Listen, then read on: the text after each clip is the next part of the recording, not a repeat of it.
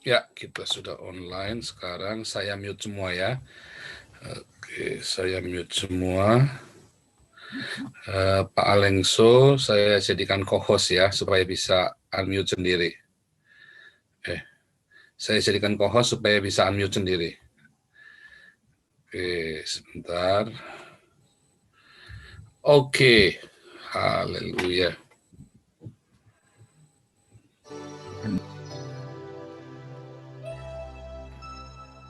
Tuhan, kami datang masuk hadirat-Mu, merendahkan diri dan mencari wajah-Mu. Ampunilah kami dan bangsa ini. Tuhan, kami datang masuk hadirat-Mu, merendahkan diri dan mencari wajah-Mu. Ampunilah kami dan bangsa ini. Lawat kami dengan kasih-Mu, bakar kami dengan api-Mu, curahkan hujan Roh-Mu, pulihkan negeri kami. Yesus, kunjungi bangsa ini.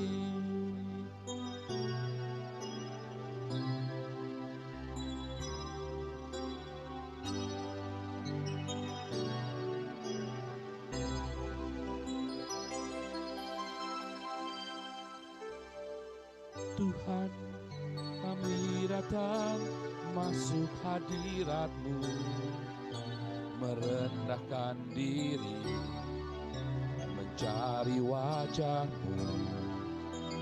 Ampunilah kami dan bangsa ini. Tuhan, kami datang masuk hadirat-Mu, merendahkan diri dan mencari wajah-Mu. Ampunilah kami dan bangsa ini. Lawat kami dengan kasih-Mu, bakar kami dengan api-Mu, curahkan hujan Roh-Mu, pulihkan negeri kami. Yesus, kunjungi Indonesia. Lawat kami dengan kasih-Mu,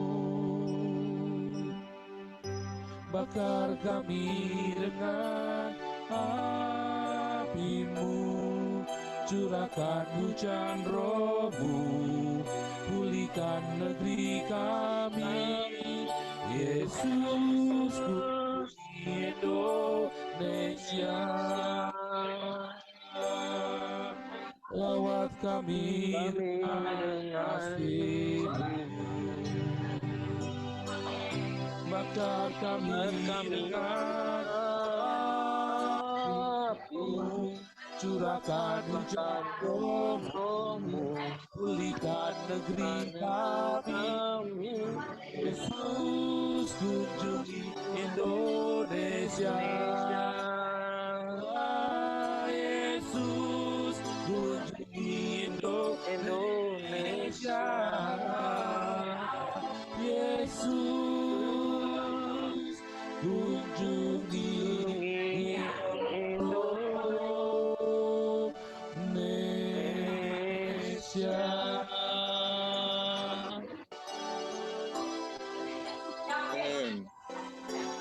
Silakan Bapak Pusat. Oke. Ya, as you believe, Pak Alengso. Mari kita mengucap syukur saudara kami yang seiman maupun saudara kami dalam kemanusiaan. Mari kita mengucap syukur dan terima kasih kepada Sang Pencipta langit dan bumi beserta isinya ini. Di dalam nama Tuhan Yesus Kristus. Tuhan, kalau siang hari ini kami datang mengucap syukur terima kasih atas kehadiran kami semua, baik YouTube maupun di Zoom maupun yang akan bergabung nanti, itu karena kasih kemurahan-Mu semata pada kami, kasih pemeliharaanmu pada kami. Terima kasih Tuhan, terima kasih Tuhan. Dan kalau sebentar Pak Paul Sang akan memberitakan kebenaran-kebenaran dan fakta-fakta apa yang ada yang terjadi, Tuhan, urapilah Pak Paul dan berkati juga kami seberapa yang ada ini dalam mendengar, menangkap apa yang akan disampaikan oleh Pak Paul Sang ini. Buka hati pikiran kami hingga kami mengerti akan maksud Engkau pada kami demi kebaikan kami maupun demi kebaikan negara Indonesia yang kami cintai. Tuhan, terima kasih. Hanya di dalam nama Tuhan Yesus Kristus kami mengucap syukur dan terima kasih. Amin. Amin. Shalom Indonesia, shalom Eropa, shalom dimanapun Anda berada yang berbahasa Indonesia. Absen dulu, Probolinggo hadir, Flores maju terus. Jakarta, Pak Sepi yang selalu setia mengikuti channel Joseph Paul Sang, terima kasih. Juga Pak Gatot Sunario. Malaysia, Ibu Ayu, juga Pak Charles Andi, member yang sudah lama ikut di dalam bulan kedua ya, Pak Charles, luar biasa. Dari Surabaya juga yang dari Jawa Timur ini, teman-teman dari Jawa Timur, teman-teman juga yang dari Thailand, yang di yang di Taiwan ya, juga kemarin yang selalu hadir juga. Juga yang dari Amerika, juga Pak RD di Australia, dan teman-teman yang lain yang di Australia, yang di Sydney, yang di Perth, dan yang ada di Melbourne. Terima kasih selalu setia untuk mengikuti acara Joseph Paul Sang, dan teman-teman yang di live Zoom dan di live YouTube. Terima kasih. Kiranya Tuhan Yesus akan membuka pikiran kita semua, dimanapun mereka semua yang mendengarkan ini, dan mereka akan dibukakan dan terjadi revolusi akhlak ya dengan meninggalkan Islam. Haleluya. Satu-satunya cara untuk merevolusi akhlak adalah dengan meninggalkan Islam. Percaya saya, ya. Revolusi akhlak adalah sebuah revolusi untuk meninggalkan Islam. Selama Anda masih Islam, Anda akan satu hidup dalam kemunafikan, ya. Seperti kuburan itu yang dicat putih-putih gitu loh.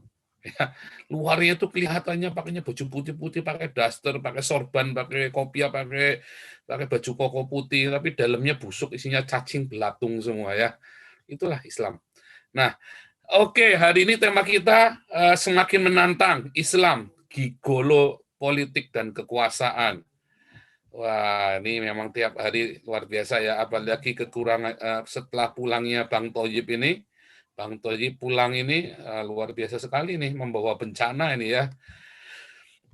Siap-siap teman-teman yang ada di Indonesia yang double minority ya. Saran saya mulai, Anda yang belum punya paspor, siapkan paspor. Ya, kalau Anda belum bisa bikin visa, Anda bisa kabur dulu ke Singapura dulu ya. Jadi siapkan paspor dulu yang penting. Mau naik kapal laut, mau naik ferry, mau naik pesawat, yang penting siap-siap paspor dulu. Itu selalu pesan ayah saya dulu almarhum ya. Pesan ayah saya almarhum ya, selalu harus punya paspor, dan paspor harus selalu dibawa, nggak disiapkan satu khusus. Anak-anak paspornya dibawa sama ibunya, selalu paspor ya. Terus kedua, semua dokumen akta kelahiran ya, terus ijazah terakhir, akta kelahiran, ijazah, akta pernikahan, SPKRI, itu harus selalu disiapkan satu koper, termasuk riwayat ganti nama segala nama itu ya, itu karena kami kan dulu siapkan itu semua. Karena begitu kerusuhan itu dibakar rumah, itu dokumen aman. Dan kalau Anda sampai harus mengungsi ke luar negeri pun, Anda nggak usah bawa pakaian, Anda cuma bawa itu satu tas, itu yang paling penting, lebih penting daripada pakaian Anda. Jangan mikir bawa pakaian, bawa pikir dokumen itu. Sama termasuk refugee-refugee yang datang ke Eropa ini, mereka semua kalau nggak ada dokumen ribet. Kalau ada dokumen, Anda akan lebih safety. Nah, itu Anda aman itu. Paspor dan dokumen, ya, akta kelahiran, ijazah, ya, selengkap mungkin ijazah itu, ya. Terus akta pernikahan, SPKRI kalau Anda punya, itu penting. Ya, sama tentu KTP kalau Anda sudah KTP kalau udah berumur 17 tahun. Anak-anak dokumennya dibawa sama ibunya. Dibawa ya sama mamahnya. Karena kalau sampai terpisah, anak-anak itu sebaiknya ikut sama mamahnya, sama ibunya.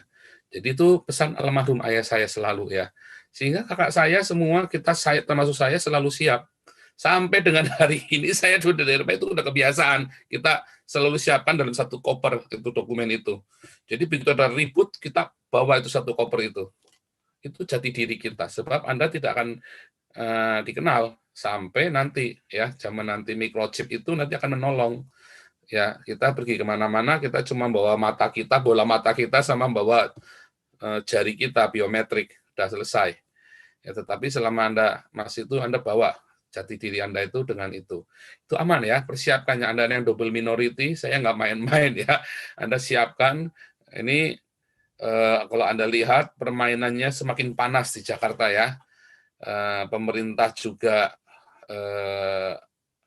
mulai keras, tetapi ternyata oposisi juga mulai mengerikan cara mainnya ya, termasuk Pak JK juga mulai main keras nih, ya.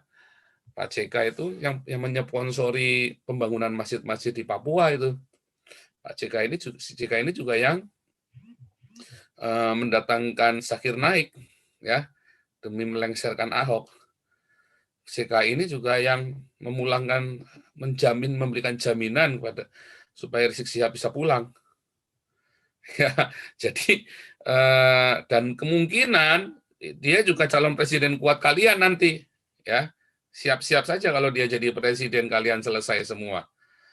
Karena nggak ada lagi calon nasionalis siapa yang bisa mengalahkan pamornya JK. Jadi Anda siap-siap saja. Ya, Anda siap-siap saja, tetapi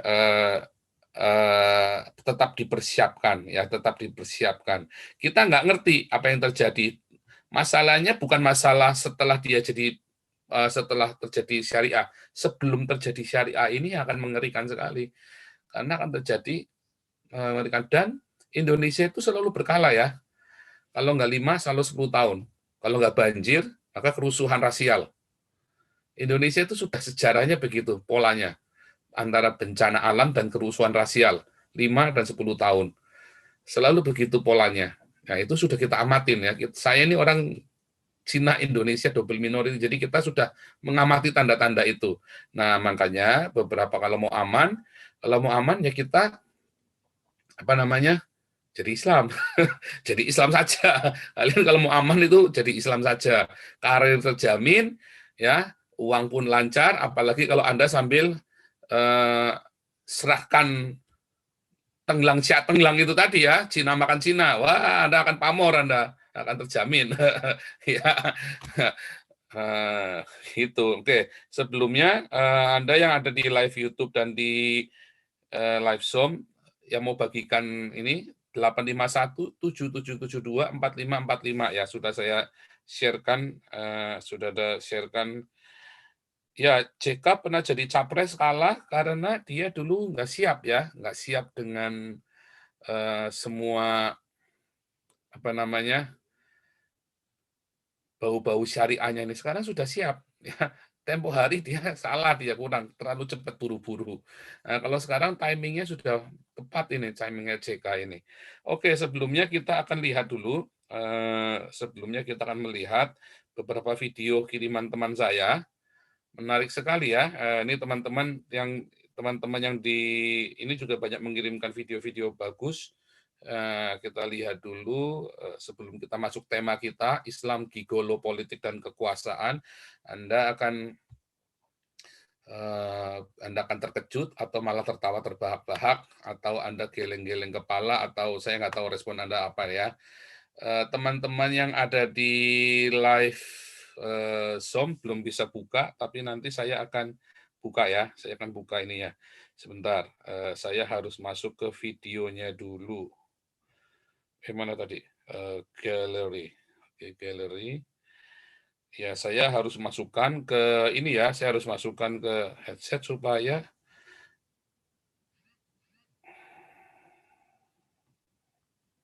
sebentar.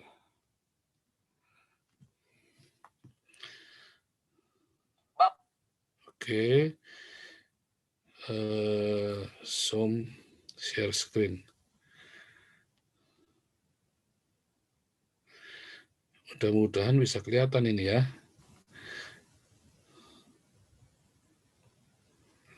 Bahwa pendapat bumi berputar adalah pendapat yang sangat keji dan Kedengaran nggak ya?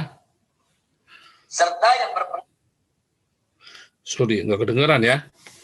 Oke, Kedengeran. suaranya kedengeran tadi? Kedengeran. Oh, oke. Sorry, saya ulang ya.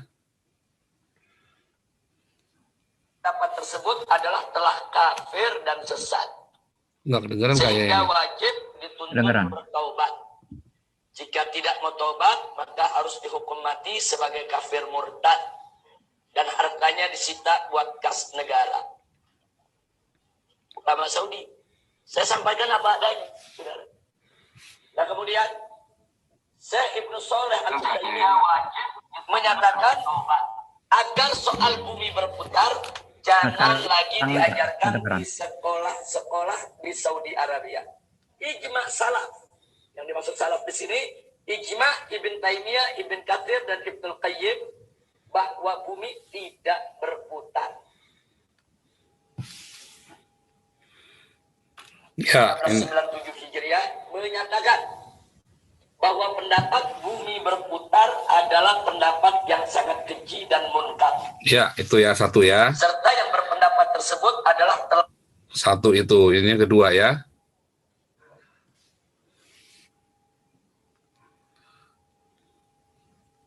Nah, suara nggak keluar. Kalau agama mayoritas yang dinista tidak bisa diadili, bencana ini. Nggak ada lagi orang yang percaya kepada hukum. Jadi saya kira pandangan negatif terhadap Habib Rizik ini harus dibuang.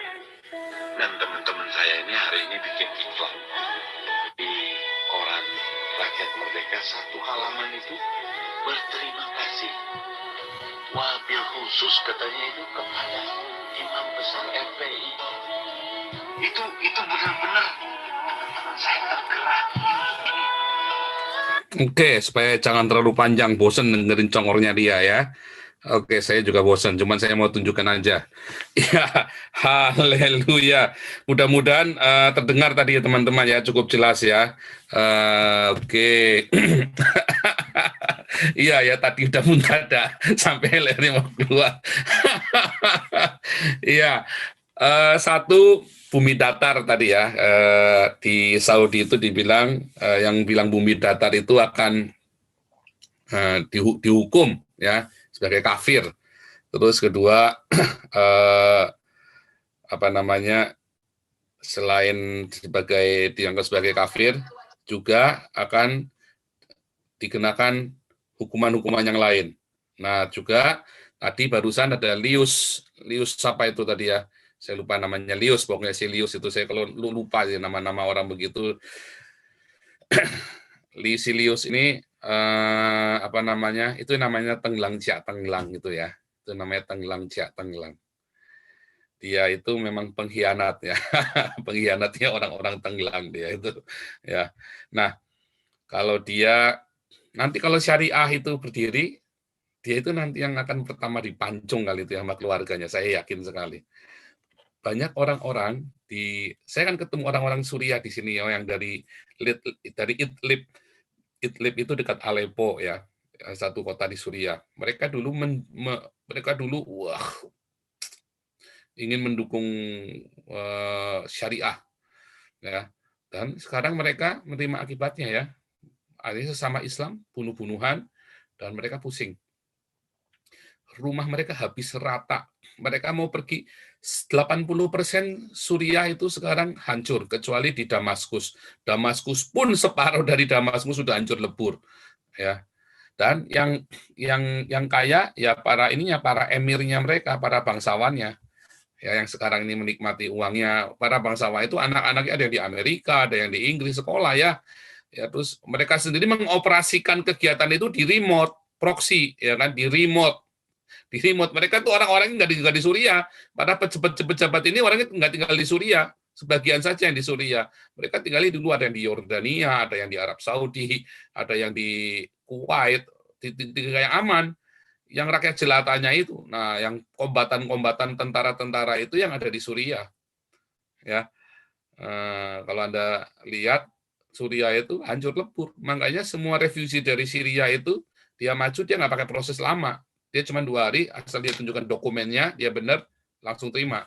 Karena udah nggak punya rumah. Dan mereka tuh bisa kapan saja bisa mati. Di Suriah itu bisa dibom. Kapan saja bisa mati. Mengerikan sekali ya, kombatan teman-teman. Mereka semua kalau ceritanya ya, Suriah itu dulu aman, dulu apa, dan mereka katanya, saya nggak tahu ya katanya. Tapi kalau Anda amatin ya, saya tanya-tanya sama teman-teman di sini ya, ketika orang-orang Kristen itu banyak digorok di Suriah, nggak ada satupun orang Kristen, ya kalau 1-2 saya nggak tahu ya, tapi saya belum pernah ketemu orang Kristen yang kabur dari negara Suriah ini. Atau dari Irak, yang terang-terangan itu kan digorok itu kan. Anda lihat itu terang-terangan digorok. Belum ada satu orang Kristen pun yang kabur. Padahal mereka digorok sama ISIS tuh, yang kabur kemari. Ya, nggak ada satupun orang Kristen Afghanistan yang pergi kemari. Padahal mereka dianiaya. Ya, mereka dianiaya. Mengapa mereka hadapin? Dan mereka terus berdoa. Yang kabur justru orang-orang Islam ini. Coba Anda kepikir nggak itu? Yang kabur justru orang-orang Islam ini. Orang-orang Islam ini. Mereka terus ada bilang, itu Pak, mereka cuma mau dakwah saja, bohong. Enggak, mereka benar-benar takut. Mereka benar-benar lari. Itu beneran. Itu beneran. Nggak mungkin Eropa itu bodoh seperti enggak. Mereka benar-benar lari. Hanya kebodohan dari orang-orang Islam ini membuat mereka percaya bahwa negara mereka dihancurkan oleh orang-orang kafir. Diadu domba oleh orang-orang kafir. Pada kenyataannya, memang Rusia terlibat, Amerika terlibat, Eropa terlibat. Walaupun terlibatnya itu sekedar dari PBB, jadi mereka kirim pasukan keamanan, mereka harus kirim konsultan politik, mereka seperti kayak di Irak ya, kayak di Irak itu mereka harus kirim konsultan politik untuk supaya Irak itu bisa mendirikan negaranya sendiri, karena sudah hancur. Jadi mereka harus dirikan negaranya sendiri. Nah, tapi kenyataannya fakta-fakta itu dibikin putar balik, bahwa Amerika terlibat, tuh kan datang tuh. Padahal mereka mau nolong. Ya, apalagi senjata-senjata mereka itu made in Rusia, made in Amerika, made in Eropa. Pusing kan? Sebentar, saya tadi lupa unmute ya. Teman-teman sudah bisa unmute, tetapi seperti biasa kalau mau menanggapi atau mau bertanya jawab atau menanggapi, memberi raise hand dulu supaya jangan balapan. Kalau yang tidak bicara di mute mic-nya, sebab nanti akan mengganggu yang lain, kayak tadi lagi nyanyi ada yang ini ya, itu dari video lama itu tadi. Oke, sekarang saya mau tampilkan dulu ya sedikit ya. Saya mau tampilkan sedikit. Pak Endro kalau tidak bicara dimatikan dulu, di mute dulu Pak. Sebentar Pak. Supaya jangan mengganggu yang lain. Oke, sebentar ya. Saya mau tunjukkan ke Anda satu video lagi ya. Menjalankan syariat Islam bagi pemeluk-pemeluknya. 2. Kemanusiaan yang adil dan beradab. 3. Persatuan Indonesia. 4. Kerakyatan yang dipimpin oleh hikmat kebijaksanaan dalam permusyawaratan perwakilan. 5. Keadilan sosial bagi seluruh rakyat Indonesia. Inilah yang disebut Piagam Jakarta. Kira-kira jelas tidak? Ini Pancasila yang asli. Ini Pancasila yang orisinil. Ini Pancasila yang otentik. Ini Pancasila yang disepakati oleh para pendiri bangsa. Setelah mereka sepakat 22 Juni, bawa lagi ke sidang pleno BPUPKI pada tanggal 10 sampai 16 Juli. Hasilnya semua sepakat secara aklamasi, semua tanda tangan Piagam Jakarta sebagai dasar negara. Soekarno ikut tanda tangan, Bung Hatta ikut tanda tangan, kelompok Islam, Kristen, semua ikut tanda tangan, saudara. Jadi supaya Anda tahu, sampai di sini jelas. Jelas. Nah berarti saya mau tanya, kalau gitu Pancasila Soekarno dengan Pancasila Piagam Jakarta sama atau beda? Sama atau beda? Sudah beda. Pancasila Soekarno ketuhanan ada di pantat. Pancasila Piagam Jakarta ketuhanan ada di kepala, saudara. Beda tidak? Beda tidak? Mana lebih bagus? Mana lebih bagus? Pancasila Soekarno atau Piagam Jakarta? Pancasila Soekarno atau Piagam Jakarta? Piagam Jakarta, saudara. Dan perlu dicatat, Pancasila Soekarno pendapat pribadi, sedangkan Piagam Jakarta hasil ijma kesepakatan, saudara. Maka itu saya mau tanya, kalau saudara namanya kesepakatan, bagus tidak? Alhamdulillah, itu yang kedua. Ya, awal konstitusi ya seaslinya berdirinya NKRI yang secara konstitusional seperti yang Habib Rizik itu bilang. Jadi dia tidak salah. Ya, pada awalnya NKRI yang didirikan itu awalnya memang untuk mendirikan negara dengan bersyariah Islam. Ya, karena seperti yang mereka klaim bahwa Indonesia merdeka dalam tanda kutip ya dengan Allahu Akbar. Nah, tetapi Soekarno melakukan ekspansi manuver. Nah, dia ingin mengajak yang Indonesia Timur. Padahal Indonesia Timur tidak merasa dijajah. Papua di zaman Belanda itu lebih makmur daripada Papua hari ini. Ya, Timor Leste itu mereka sama Portugis, mereka zaman dulu sebelum tahun 1974 mereka lebih nyaman daripada ikut Indonesia.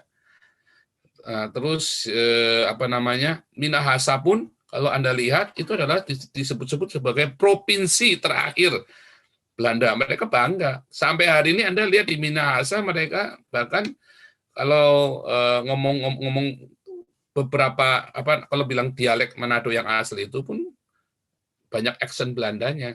Internet macet. Gimana? Ya, sekarang jalan lagi internet berhenti. Oh, ya. Di sini banyak sekali orang Manado dan mereka bangga jadi orang Belanda. Mereka sangat bangga orang-orang Manado di sini. Di sini gereja Minahasa besar ya. Gereja Minahasa ini besar di Belanda ini. Nah, jadi mereka mau gabung dengan NKRI asal Pancasila Syariah Islamnya itu dihilangkan. Dan akhirnya sepakat supaya mereka bisa gabung. Ya, supaya mereka bisa gabung. Jadi itu jasanya Soekarno ya untuk menggabungkan Indonesia, mempersatukan Indonesia. Dan Maluku itu kenapa? Kalau Anda lihat kenapa Republik Maluku Selatan itu ngotot minta merdeka. Anda jangan bilang mereka salah, karena bergabungnya Maluku itu dengan kontrak ya. Ada kontrak 20 tahun zaman itu. Termasuk Kesultanan Jogja, waktu gabung dengan NKRI itu dengan sebuah kontrak. Makanya waktu zaman ada menteri yang menghina Jogja itu, mereka bilang mereka siap split dari Indonesia, mereka bisa. Si Sultan itu bilang, ultimatum ya, waktu ada yang menteri yang mengkritik kekhususan ke DIY-nya, daerah istimewa, keistimewaannya DIY, mereka bilang, mereka mau keluar, bisa keluar. Nah, yang lain saya mute dulu ya, supaya kalau yang mau bicara, raise hand, nanti bisa angkat tangan. Nah, jadi sebetulnya pada kenyataannya memang pada awalnya berdirinya, itu tadi ya seperti Habib Rizik itu. Jadi mereka itu memang tidak salah untuk meminta kembali ke yang awal. Nah, hanya Kalau mereka minta kembali yang ke awal, maka Papua juga nggak salah kalau minta merdeka. RMS juga nggak salah minta merdeka. Minahasa tidak salah minta merdeka. Bali tidak salah kalau minta merdeka. Ya, karena mereka tidak bersyariah Islam. Nah, jadi itulah yang terjadi, ya. Oke, ini dulu Pak David Onibala, kemudian Pak Abana ya, silakan Pak David Onibala dulu, silakan Pak David Ginola. Oh ya, Onibala, Ginola ya, sorry Pak David Ginola, silakan. ganti nama. Heeh. Selamat sore ya Pak Ya, Paul, ya. Shalom. Ya, saya nggak tahu nih mau mulai dari mana nih. Tadi yang lihat video-video yang tadi Pak Paul lihat itu seperti yang saya bilang, isi perut rasanya udah sampai di leher Iya. dan pembuluh darah udah mau pecah semua. Terutama Iya. yang lihat yang tenglang itu paling Iya, gila Pak. Itu aduh. saya jadi ingat Perang Dunia Kedua yang Judenrat itu Pak, yang orang-orang Ya. Yahudi yang menjebloskan Saudaranya sesamanya. sendiri, ya. Tapi akhirnya mereka juga yang diganyang juga. Iya. Iya. Nah, itu dia. Dan yang menurut saya nih Pak, saya ada 2 hal yang mau saya tanyakan dan sampaikan Pak ya. Yang pertama gini Pak, menurut saya kalau misalnya khilafah berdiri itu Pak ya, Pak Paul, yang paling menderita itu yang jadi korban tetap double minoritas Pak. Soalnya tadi kan di chat juga banyak, oh ya udah pulang aja ke NTT, pulang aja ke Minahasa masing-masing. Nah kalau yang double minoritas mau pulang kemana Pak? Singapura mana mau RRC aja udah nggak nganggep lagi Pak. Ya. Nah, terus Pak Paul pernah bilang juga kan yang tadi siap-siap angkat koper segala kan. Ya. Nah, itu kan yang ada duit, Pak. Nah, kalau yang nggak ada duit, Bapak bilang, ya udahlah, mungkin Bapak bercanda ya, Bapak bilang, masuk Islam aja, cari aman. Nah, tapi masalahnya apa diizinkan kalau keadaannya udah genting begitu? Kan seperti yang saya tahu, mereka kalau orang yang, ya mereka sebut kafir kan disuruh bayar jizyah kan, yang pajak kafir gede-gedean itu, Pak. Nah, kalau misalnya pada saat itu rame-rame pada bilang, ya deh saya gabung ke kalian aja, mereka pasti bilang, alah enak aja. Mungkin nggak dikasih kali Pak sama mereka mau ngambil pajak kafirnya itu. Dan itu ke satu. Yang kedua, maksudnya yang itu poin ke satu dari yang pertanyaan saya yang pertama. Nah, poin yang keduanya gini Pak, pada saat itu kan bandara udah dikuasai sama khilafah, mana dikasih keluar lagi sama mereka, orang mereka semua di dalam bandara itu. Benar nggak Pak? Nah, itu pertanyaan saya yang pertama. Yang kedua, saya sekalian aja nih Pak ya. Kalau ini pendapat sih sebenarnya. Kalau menurut saya, mereka kalaupun udah misalnya tahun 2024 taruhlah, ini kan timeline yang Bapak perkirakan. Kalaupun mereka bikin juga kayaknya mereka nggak mungkin langsung bikin khilafah yang full 100% deh Pak. Masih belagaknya masih sistem yang sama. Presidennya tetap karir nasionalis. Tapi nanti yang orang yang Bang Thoyib itu dijadiin mungkin supreme leader atau apalah kayak di Iran itu. Karena mereka munafik, Pak. Menurut saya juga bahkan tempat-tempat hiburan malam segala tetap ada gitu. Cuman yang kena orang-orang minoritas sama double minoritas saja, kalau mau minum alkohol dikit dihukum. Tapi kalau mereka sendiri tetap main-main ke sana. Nah, gitu aja sih, Pak. Jadi menurut Pak Paul mengenai 2 poin dan pertanyaan saya itu gimana, Pak? Terima kasih, Pak. Ya, kalau menurut saya orang-orang Cina yang miskin itu ya berenang, nggak bisa kemana-mana lagi, makanya cuman jalan satunya jadi diislamkan. Kayak atlet wushu itu kalau mau ini harus di Islam. Beberapa banyak atlet itu ditawarkan jadi Islam. Beberapa karir-karir yang PNS dan di yang tentara maupun polisi, kalau mau jadi jenderal mereka harus jadi Islam. Itu bukan rahasia lagi ya, itu bukan rahasia lagi, mau dipungkirin kayak apa.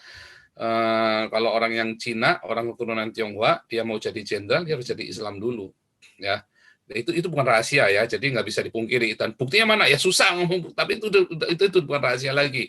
Bisa nggak masuk militer Tionghoa? Bisa, tapi untuk berkarir mereka akan sulit.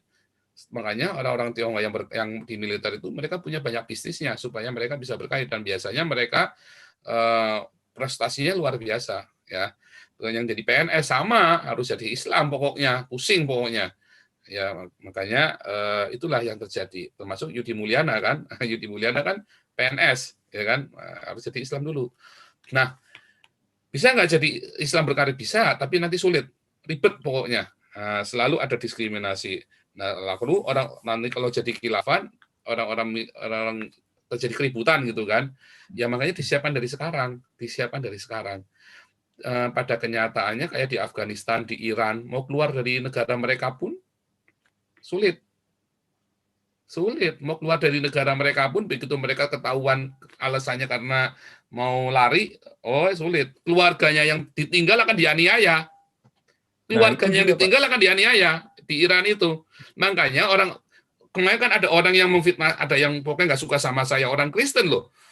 Mana buktikan walau Paulus itu baptis orang Iran banyak sekali. Saya sudah tunjukkan satu-satu, memang saya blur fotonya ya.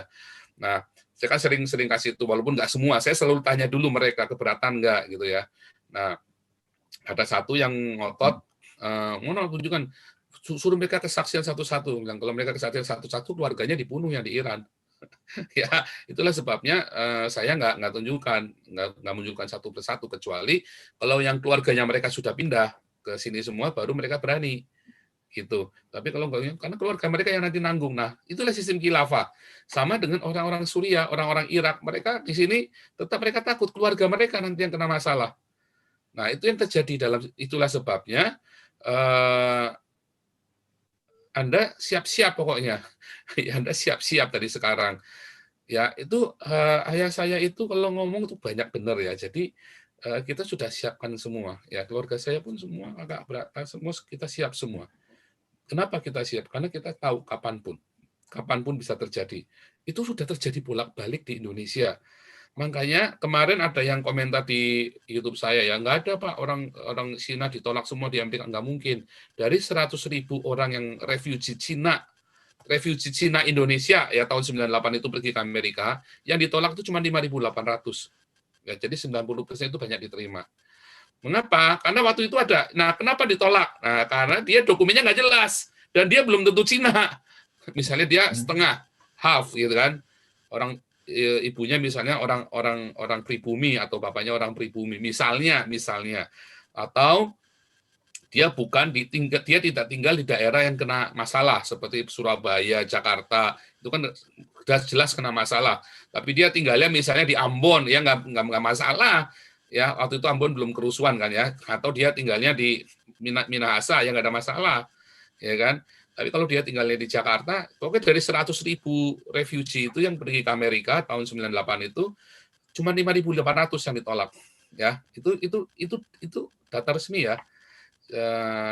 Jadi kami di sini kita ada organisasi kemarin, Horst Schmidt itu dia adalah lawyer-nya Open Doors Jerman. Ya, saya suka gabung dengan beliau juga, dan kita juga ada ini ya, kita ada kumpulan orang-orang untuk inilah ya, kayak yayasan begitulah namanya, untuk kita nangani orang-orang refugee ini. Saya pun aktif di dalam itu, jadi data itu akurat. Jadi pokoknya disiapkan dulu. Makanya saya bilang lari yang paling gampang kemana? Ke Singapura. Nggak bisa naik pesawat, bisa naik ferry. Makanya perginya ke mana? Ke Batam. Perginya kemana? Ke Tanjung Pinang. Nah, terbangnya ke Tanjung Pinang, ke Batam dulu. Nah, dari situ mereka nyebrang ke Singapura. Nah, minta swakanya dari Singapura ke kedutaan Eropa, kedutaan Belanda, Jerman atau Perancis, atau kedutaan Amerika ya, atau kedutaan Australia. Tapi larinya. Tapi mana dikasih Pak? Oh, dikasih. Maksudnya nggak dikasih keluar sama orang-orang khilafahnya itu ya, dijaga-jagain. Makanya mereka nggak sepandai itu. Mereka nggak sepandai itu. Makanya pokoknya siapin dokumen ya. Teman-teman yang pergi-pergi itu mereka nggak pergi satu keluarga gerombong begitu ya. Kalau yang teman-teman yang dari Syria, yang dari Irak, dari Iran, mereka kalau pergi kenapa nggak satu keluarga? Mereka suaminya dulu atau istrinya dulu sama anaknya. Diselundupkan dulu masuk. Nah, itu ada smuggler. Wah, itu bahaya ya. Smuggler itu kadang-kadang mereka tidak dikirimkan kemari, tapi dijual jadi budak seks oleh orang-orang Islam itu sendiri loh. Jadi juga hati-hati, jangan lewat calo ya. Ada smuggler itu yang jual human trafficking gitu ya. Nah, itu juga hati-hati, teman-teman, itu hati-hati. Ya.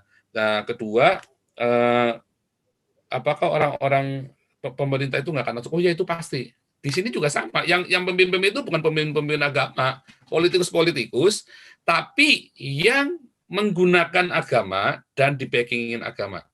Jadi yang menggunakan Islam ini bukan pemimpin agama yang pintar, bukan. Anies Baswedan apa dia khatam Quran? Enggak. Ya, Saya yakin dia tuh rajin ke Olimpik, rajin ke Alexis itu. Ya rajin disuplai. Bullshit ya. Saya tahu kehidupan pejabat lah. Nah, ya. itu munafiknya. Munafik. Nah, tapi dia memakai.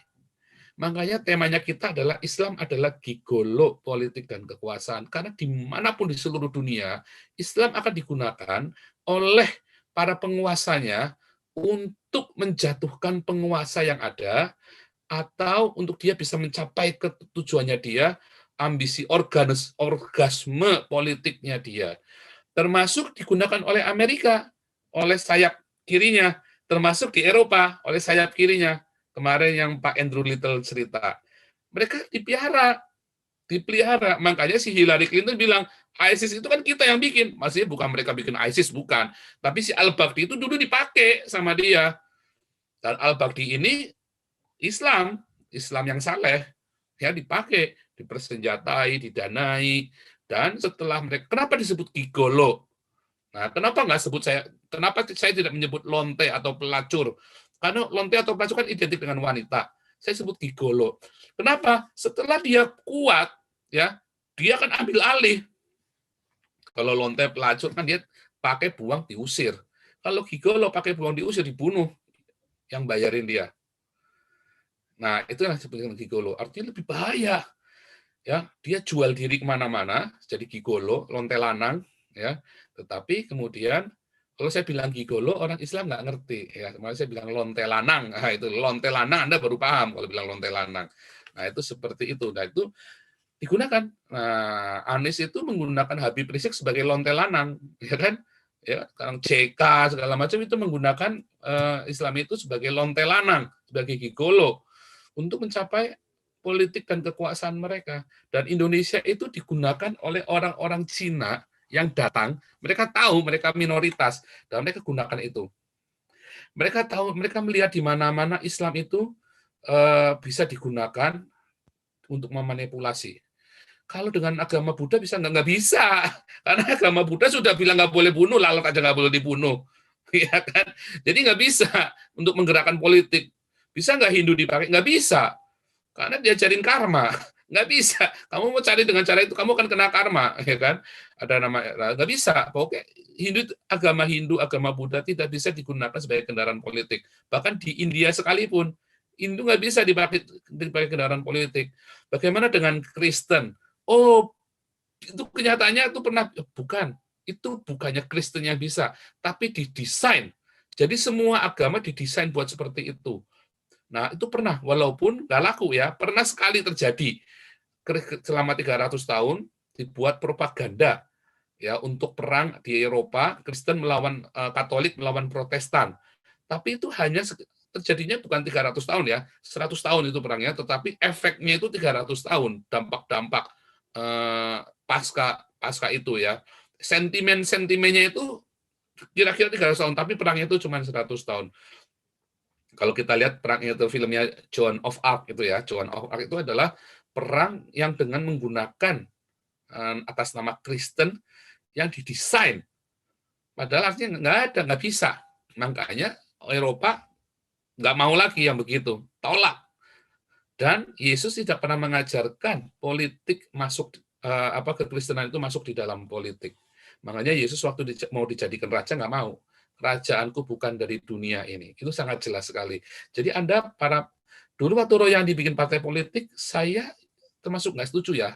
Saya dulu ikut Dulos ya Pak Royandi. Jadi waktu beliau ikut politik, saya nggak setuju sebetulnya. Cuma ya sudah. Tapi kan tuh saya hanya sebentar di Dulos ya, saya nggak lama. Jadi saya nggak ada peran apa-apa. Saya juga bukan siapa-siapa di sana. Ya saya cuman sebagai apa sih namanya ya. Ya kayak peserta lah, ya, kayak peserta atau volunteer lah di sana ya. Jadi saya juga bukan siapa-siapa. Jadi saya nggak. Tapi itu salah karena dia menggunakan Kristen di dalam politiknya. Harusnya Pak Royandi Huta-Soit itu waktu Royandi Huta-Soit dokter bedah pendeta itu ya. Harusnya waktu dia masuk politik dia jangan bawa-bawa Kristen, dia sendiri. Nanti banyak orang Kristen yang dukung dia. Masalahnya dia bawa-bawa Kristen, kitanya takut. Begitu ya. Sebentar, ini tadi ada Pak Albana dulu ya. Pak Albana dulu, silakan bisa di-unmute Pak Albana, kemudian Pak Robert. Silakan Pak Albana. Pak Albana mana tadi Pak Albana? Oke, silakan Pak Albana. Halo. Ya. Iya. Abana Shalom, ya. shalom, Ya. Pastor. Ya. Ya, Abana Aldi Samawati. Ya. Bapak silakan. kami yang ada di dalam surga. Gitu artinya. Ya. Sebetulnya sih saya males yang ngomongin tentang Bang Toyib yang baru pulang itu, tapi ya gimana ya? Oke, menurut dia kan dia cucu keturunannya Nabi kan, Nabi Muhammad. Nah, sedangkan Nabi Muhammad itu berasal dari Arab. Kenapa dia nggak betah di Arab pertama itu? Kenapa dia memaksakan dirinya mau pulang, harus pulang? Kan lebih enak di Arab. Soalnya ya pertama juga bahasanya bahasa Arab, dan juga dia katanya keturunannya Nabi Muhammad. Kenapa dia nggak betah di Arab gitu loh?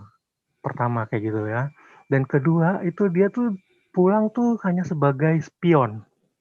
Spion atau umpan busuk. Umpan yang sangat busuk, di mana kalau orang memakai dia tuh ya mengharapkan mendapatkan suara dari pendukungnya. Kalau udah berhasil, ya dia akan ditendang juga. Dia nggak maksudnya gimana ya? Sekarang dia tuh merasa besar kepala karena banyak yang dukung gitu loh, pejabat-pejabat banyak yang dukung gitu.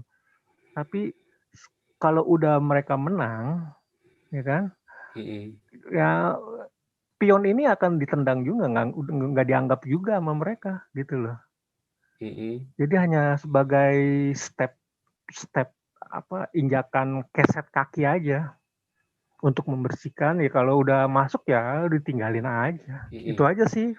Nah, Pak Pastor. Ya, kalau bilang pion, saya nggak setuju Pak. Makanya saya sebut gigolo. Kalau pion itu kan kayak dia pelacur, dia ikut mana-mana yang bayar dia, ya kan? Dia akan kangkang, ya kan? Dia akan kangkang buka, ya kan? Buat siapa yang bayar dia. Tapi kalau gigolo, ya, dia akan kangkang, ya, dia akan tunggangi siapapun yang bayar dia, ya kan? Dia akan puaskan siapapun yang bayar dia sampai dia kuat. Sampai dia nggak butuh uang dari mereka, dia akan naik kelas terus, Pak. Gigolo itu akan dia naik kelas terus. Dan dia akan terakhir, dia akan ambil alih. Dan itu yang terjadi sekarang ini dengan si babi berisik Bang ini. Toyib. Dan ya, si babi berisik itu kan, Bang Toyib babi berisik itu, dengan orang-orang ormas-ormas Islam yang lain. Ya, termasuk HTI kan dulu mau begitu kan, HTI. Cuman HTI kan punya pamor yang tidak baik di seluruh dunia. Makanya si Jokowi bubarkan. Cuman saya sangat yakin Jokowi itu separuh hati. Mengapa? Karena Jokowi juga menggunakan. Mengapa begitu? Harusnya kalau sudah terlarang, orangnya juga dipenjara. Itu kan terjadi sama PKI kan? Dilarang, orangnya pun dipenjara yang terlibat. Udah jelas HTI kan makar. Kenapa nggak dipenjara orangnya? Kayak si Adiaksa, Daud, segala. Kenapa nggak dipenjara? Nah, saya nggak mau cerita politiknya ya, tapi saya lagi cerita ajarannya itu memang digunakan seperti itu. Nah, termasuk, saya sebenarnya tadi yang kemarin kita bahas itu sama Pak Andrew Little, ya, tahun 65 itu, sayap kirinya Inggris itu dengan sayap kirinya Amerika, dia gunakan Islam untuk menghabiskan orang-orang komunis, orang-orang partai komunis sosialis yang ada di Indonesia. Digunakan seperti itu, orang-orang NU itu yang dipakai orang-orang NU loh ya, yang dibilang moderat itu. Ya. Karena NU pun dipakai sebagai kendaraan politik. Nah, mereka lagi cari sekarang NU makin kuat ya. Mereka punya cabang Islam Nusantara, ya kan, membuat suatu propaganda Islam Nusantara. Itu juga sama yang terjadi, yang ada di Syria dan yang ada di Irak dan yang ada di semua negara-negara yang sekarang ini perang sesama Islam. Mereka menggunakan Islam yang nasionalis dan ada satu Islam yang radikal. Nah, tetapi pada kenyataannya dua-duanya akhirnya sama saja. Itu hanya digunakan agama itu. Nah, kalau saya juga tadi ada dikasih video lagi dari Jawa Tengah. Itu juga sama ya. Mereka melihat agama itu satu-satunya agama yang sangat efektif digunakan untuk pembodohan adalah Islam. Makanya Islam itu harus disiarkan. Tujuannya adalah untuk menguasai negara itu. Berbeda dengan kekristenan. Ya, beda dengan kekristenan, bahkan Buddha, Hindu, dan agama-agama lain. Satu-satunya agama yang digunakan untuk meraih kekuasaan itu didesain oleh penciptanya, yaitu Muhammad, atau zamannya Abbasiyah itu ya.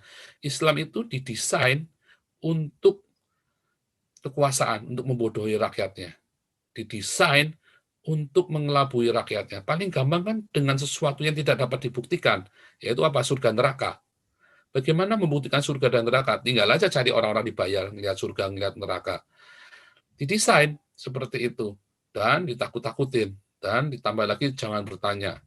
Dan hal-hal yang lainnya, hal-hal seperti itu. Jadi itulah gigolo politik dan kekuasaan. Saya kira begitu, Pak. Nah, ini Pak Robert dulu, silakan Pak Robert. Pak Robert, silakan Pak Robert. Di unmute dulu. Pak Robert, ROBET. Ya. Feedback. Salah satu device-nya di mute karena di feedback. Bapak pakai dua device itu ya, pakai dua alat ya, handphone sama laptop atau dua handphone kali. Salah satu dimatikan dulu karena feedback, Pak. Feedback, Pak. Feedback salah satu dimatikan atau salah satu dijauhkan. Ya. Feedback. Masih feedback. Apa coba dulu, silakan coba dulu Pak bicara. Oke Pak. Bisa Pak. Feedback ya, dia ada suara. Mungkin Bapak harus pakai headset kali, pakai headphone ya. Itu lepaskan dulu saya Pak. Nanti saya panggil lagi. Ya oke. Ini Pak Pastor Ben dulu, silakan Pastor Ben. Nanti Pak Robert lagi boleh, silakan.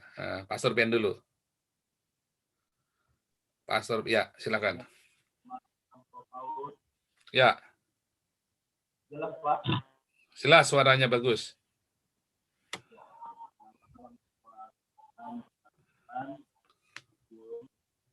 Oh, suaranya kecil, Pak. Nggak jelas, Pak. Ini gede ya, toh? Ya, bagus. Ini gimana sekarang? Bagus, sekarang. Ya. Buat semua teman-teman yang udah jujur di chat YouTube dan yang ada di room ya. Pak Paul, memang menarik ya tentang kata digolo ini ya. Jadi kalau pelacur, ETS atau lonte istilah yang beredar sekarang trending topik di Indonesia sempat ya kurang mantap. Tapi kalau kata digolo ini ya, ini memang apakah gigolo ini bisa juga ke laki-laki atau bisa ke perempuan juga? Saya tahu. Biasanya hanya ke perempuan gitu. Kalau gigolo laki-laki, Pak.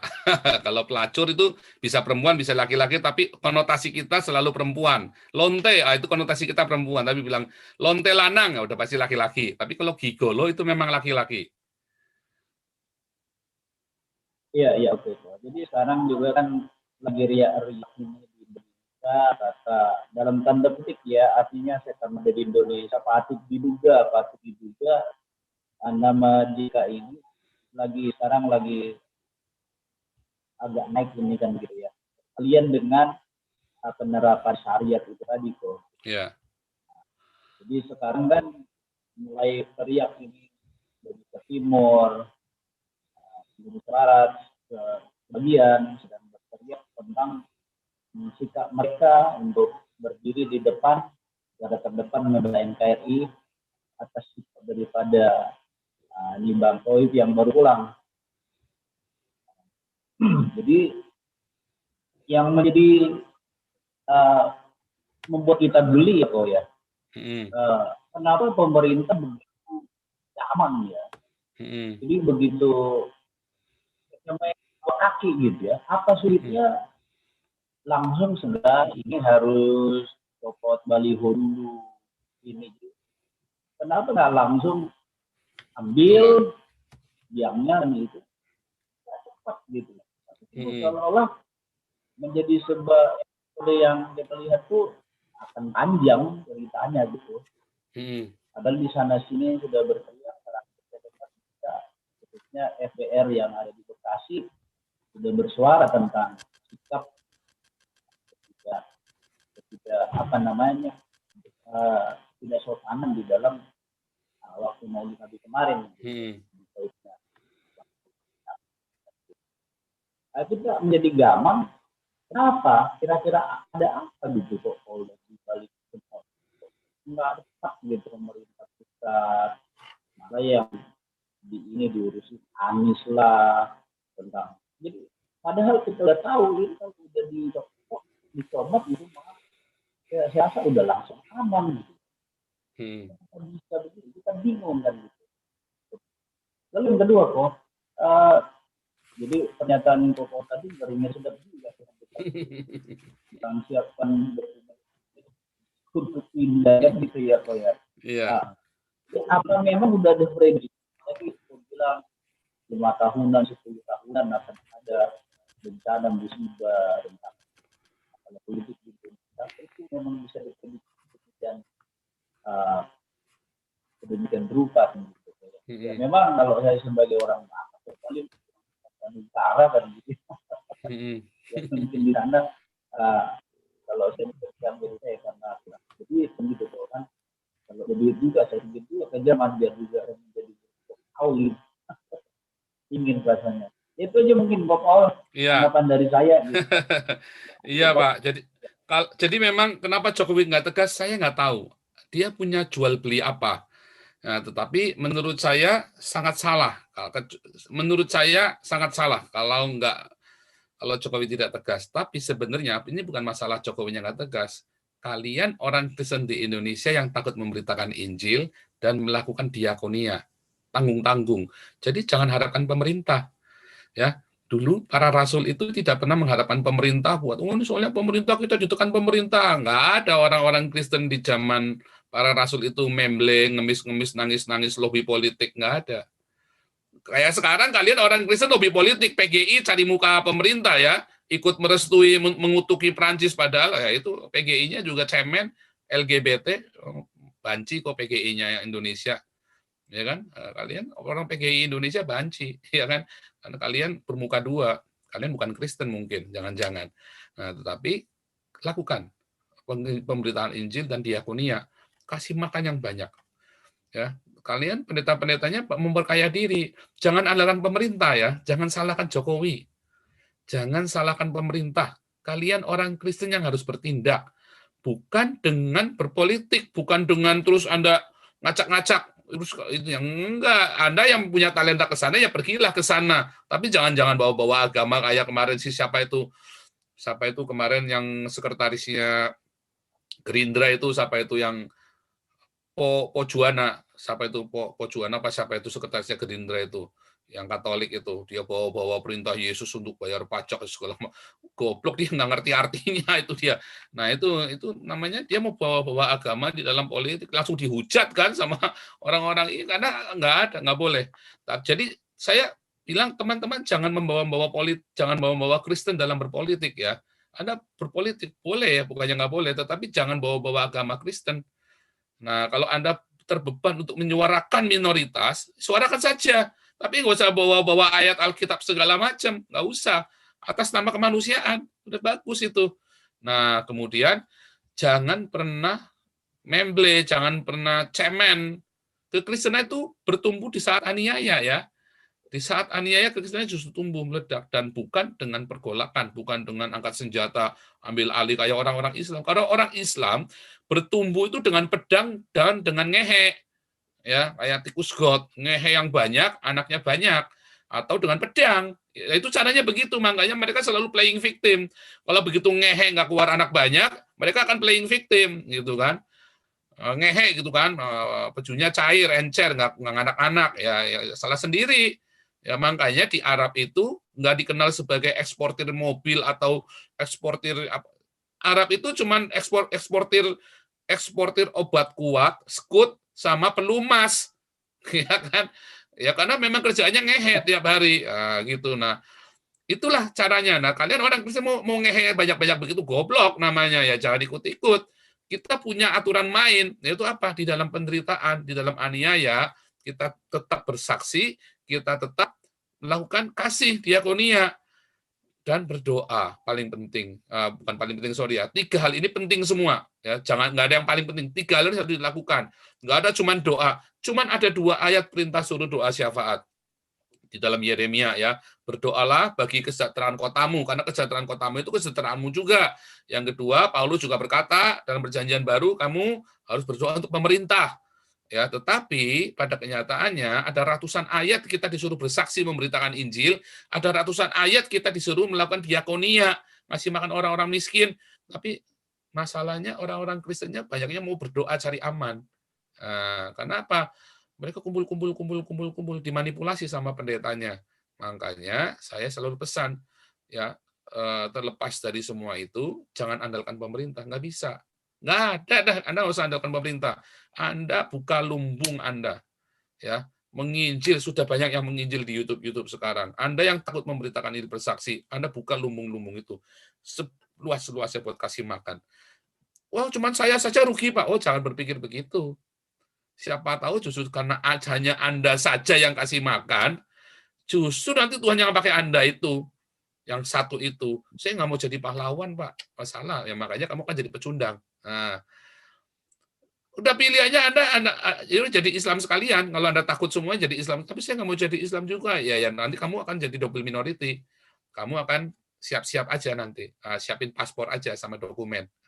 Gitu ya. Kalau Anda nggak mau siapin paspor dan dokumen, ya Anda harus lakukan penginjilan yang masif, diakonia yang masif, doa yang masif.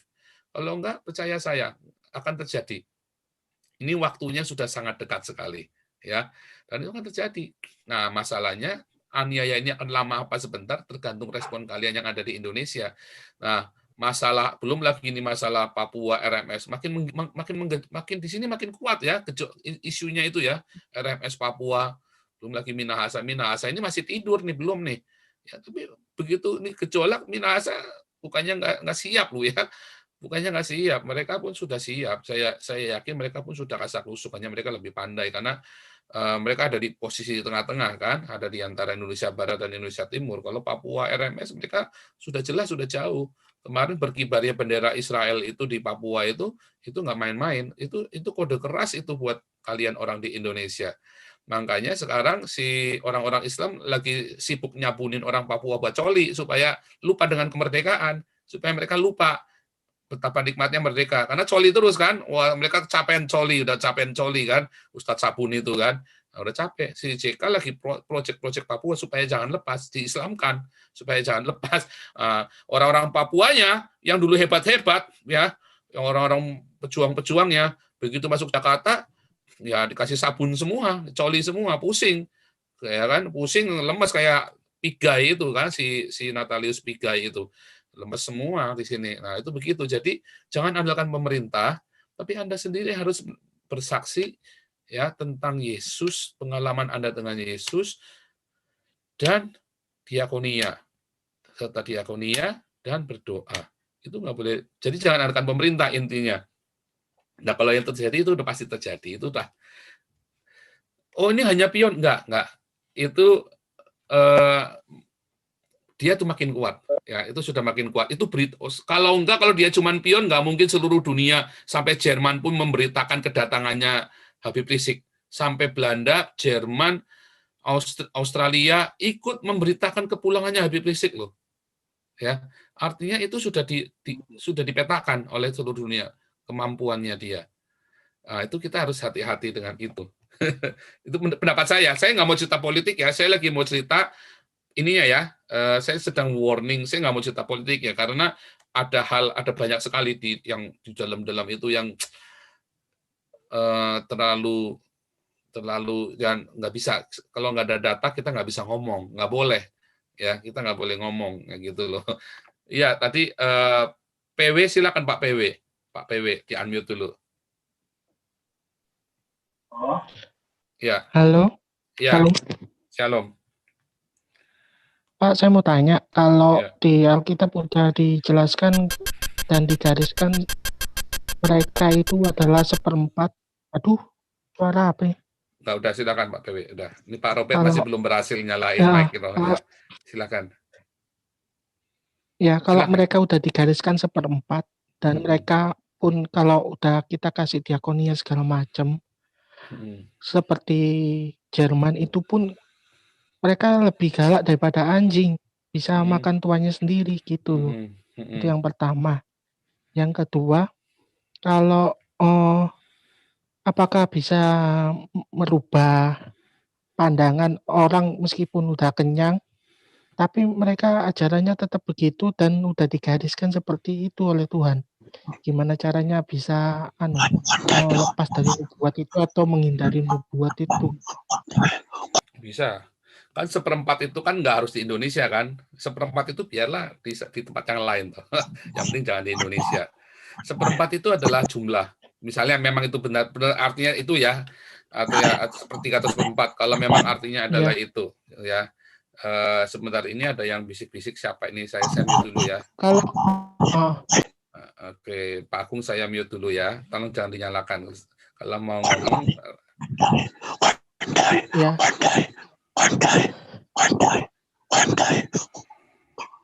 Oke, saya remove Pak Agung ya. Oh, dilakot aja itu Agung ya, itu. Sudah saya remove. Nah, itu pasti ganggu itu. Memang tujuannya nggak Ya. baik itu. Ya, jadi Iya. 1/4 itu kita nggak tahu, Nah, tetapi kan selalu random, ya kan? Jadi pokoknya Indonesia dimenangkan dulu bagi Tuhan. Iya. Dan yang namanya 1/4 itu tidak harus radikal. Yang penting itu disesatkan. Namanya disesatkan kan tidak harus berkuasa. Makanya orang-orang di Indonesia, saya tidak berkata bahwa Indonesia harus jadi Kristen. Tetapi pada kenyataannya Indonesia itu memang akan menjadi mayoritas Kristen. Itu sudah banyak yang menubuatkan. Bahkan saya sudah mendapatkan pernyataan Tuhan itu. Hanya masalahnya Islamnya. Selama Indonesia masih mayoritas Islam, nggak akan maju. Ya, negara-negara yang nggak Kristen banyak yang maju, Jepang misalnya, ya kan? Misalnya Jepang, Cina sekarang maju, komunis, ya kan? Finland itu yang bilang ateis, maju. Bahkan negara paling aman di dunia Finland itu tanpa agama. Ya. Tapi intinya tinggalkan Islam, karena Islam itu adalah sebuah agama yang didesain memang untuk melakukan represi terhadap rakyat dan menguntungkan penguasa. Dan ketika ada kriminalitas di rakyat itu dilakukan tindakan yang represi. Dan makanya di seluruh penjara-penjara negara Islam itu penuh. Ya, di Saudi sekalipun, walaupun sudah hukumannya mencuri dipotong tangannya, nyatanya tetap aja banyak mencuri. Mengapa? Karena itulah revolusi akhlak. Nah, makanya tinggalkan Islam. Revolusi akhlak itu adalah dengan meninggalkan Islam. Maka akan terjadi benar-benar revolusi akhlak. Halo? Iya. Halo? Ya. Ada tambahan satu lagi. Ya, Pak kalau Dewi. andai kata terpaksa sampai mentok dan kita menjadi mu'alaf, apakah kita bersalah di hadapan Tuhan? Oh, salah. Jelas. Menyangkal Tuhan Yesus tidak akan mengakui kita. Dia akan menyangkal kita juga. Oh, gitu aja. Jelas. Iya. Jadi itu kalau udah mentok, udah mentok-tok kan, terus terang saya kan double minoritas juga. Iya. Ya, maka Anda kan tidak diakui oleh Yesus. Makasih ya. Nah, itu pilihan. Makanya tadi saya menyarankan untuk selamat, ya jadi Islam. Nah, tetapi Anda tidak akan diakui Tuhan Yesus kalau Anda percaya Tuhan Yesus. Tapi kalau Anda tidak percaya, ya. Tetapi pada kenyataannya, setelah nanti Indonesia jadi Islam semua pun, saya kan tadi bilang, Anda Cina-Cina kalau pengen selamat sekarang, jadi Islam. Tetapi nanti setelah Indonesia jadi Islam semua, nanti kalian tetap akan perang sendiri, bunuh-bunuhan sendiri.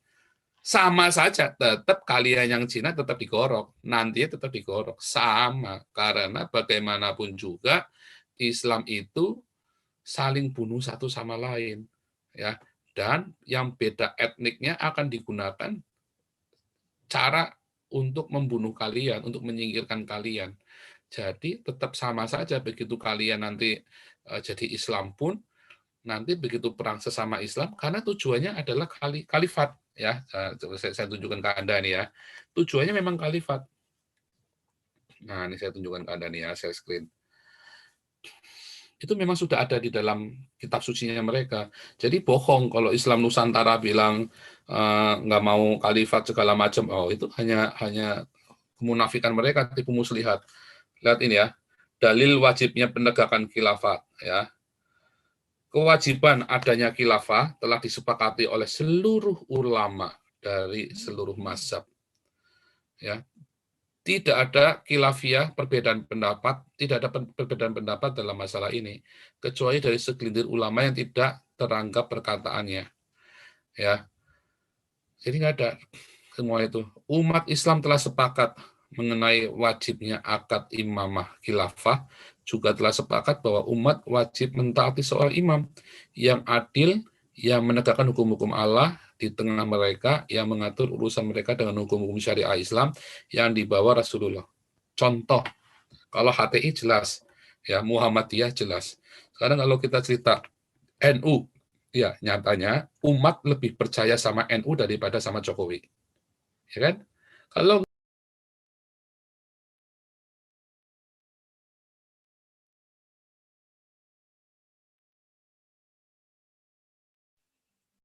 Ter-unmute itu. Ya, oke. Internet. Ya, oke. Jadi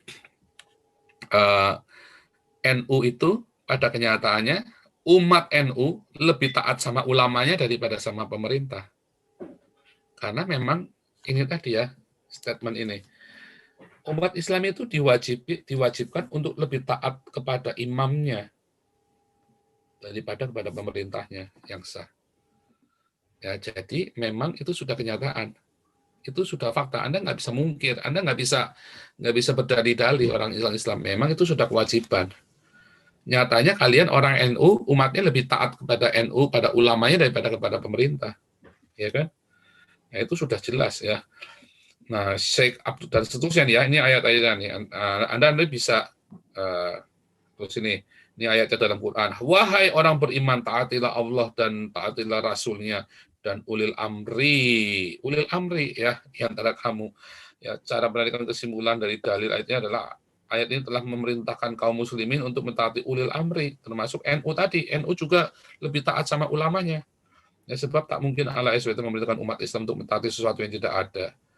Ya, lihat, maka putuskanlah perkara mereka menurut apa yang diturunkan Allah dan janganlah kamu mengikuti hawa nafsu mereka dengan meninggalkan kebenaran yang telah datang pada kamu.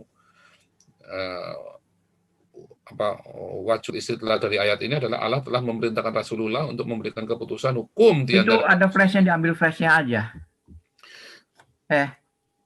Sebentar. Oke. Ya, jadi dalam hal ini tidak ada dalil yang mengkhususkan perintah hanya kepada Rasulullah. Jadi maka berarti perintah itu berlaku untuk kaum muslimin seluruhnya, karena tidak ada dalil yang mengkhususkan. Jadi seluruh orang Islam, ya. Perintah untuk menegakkan syariah Islam tidak akan sempurna kecuali dengan adanya seorang imam atau khalifah. Ya, khalifat, ya.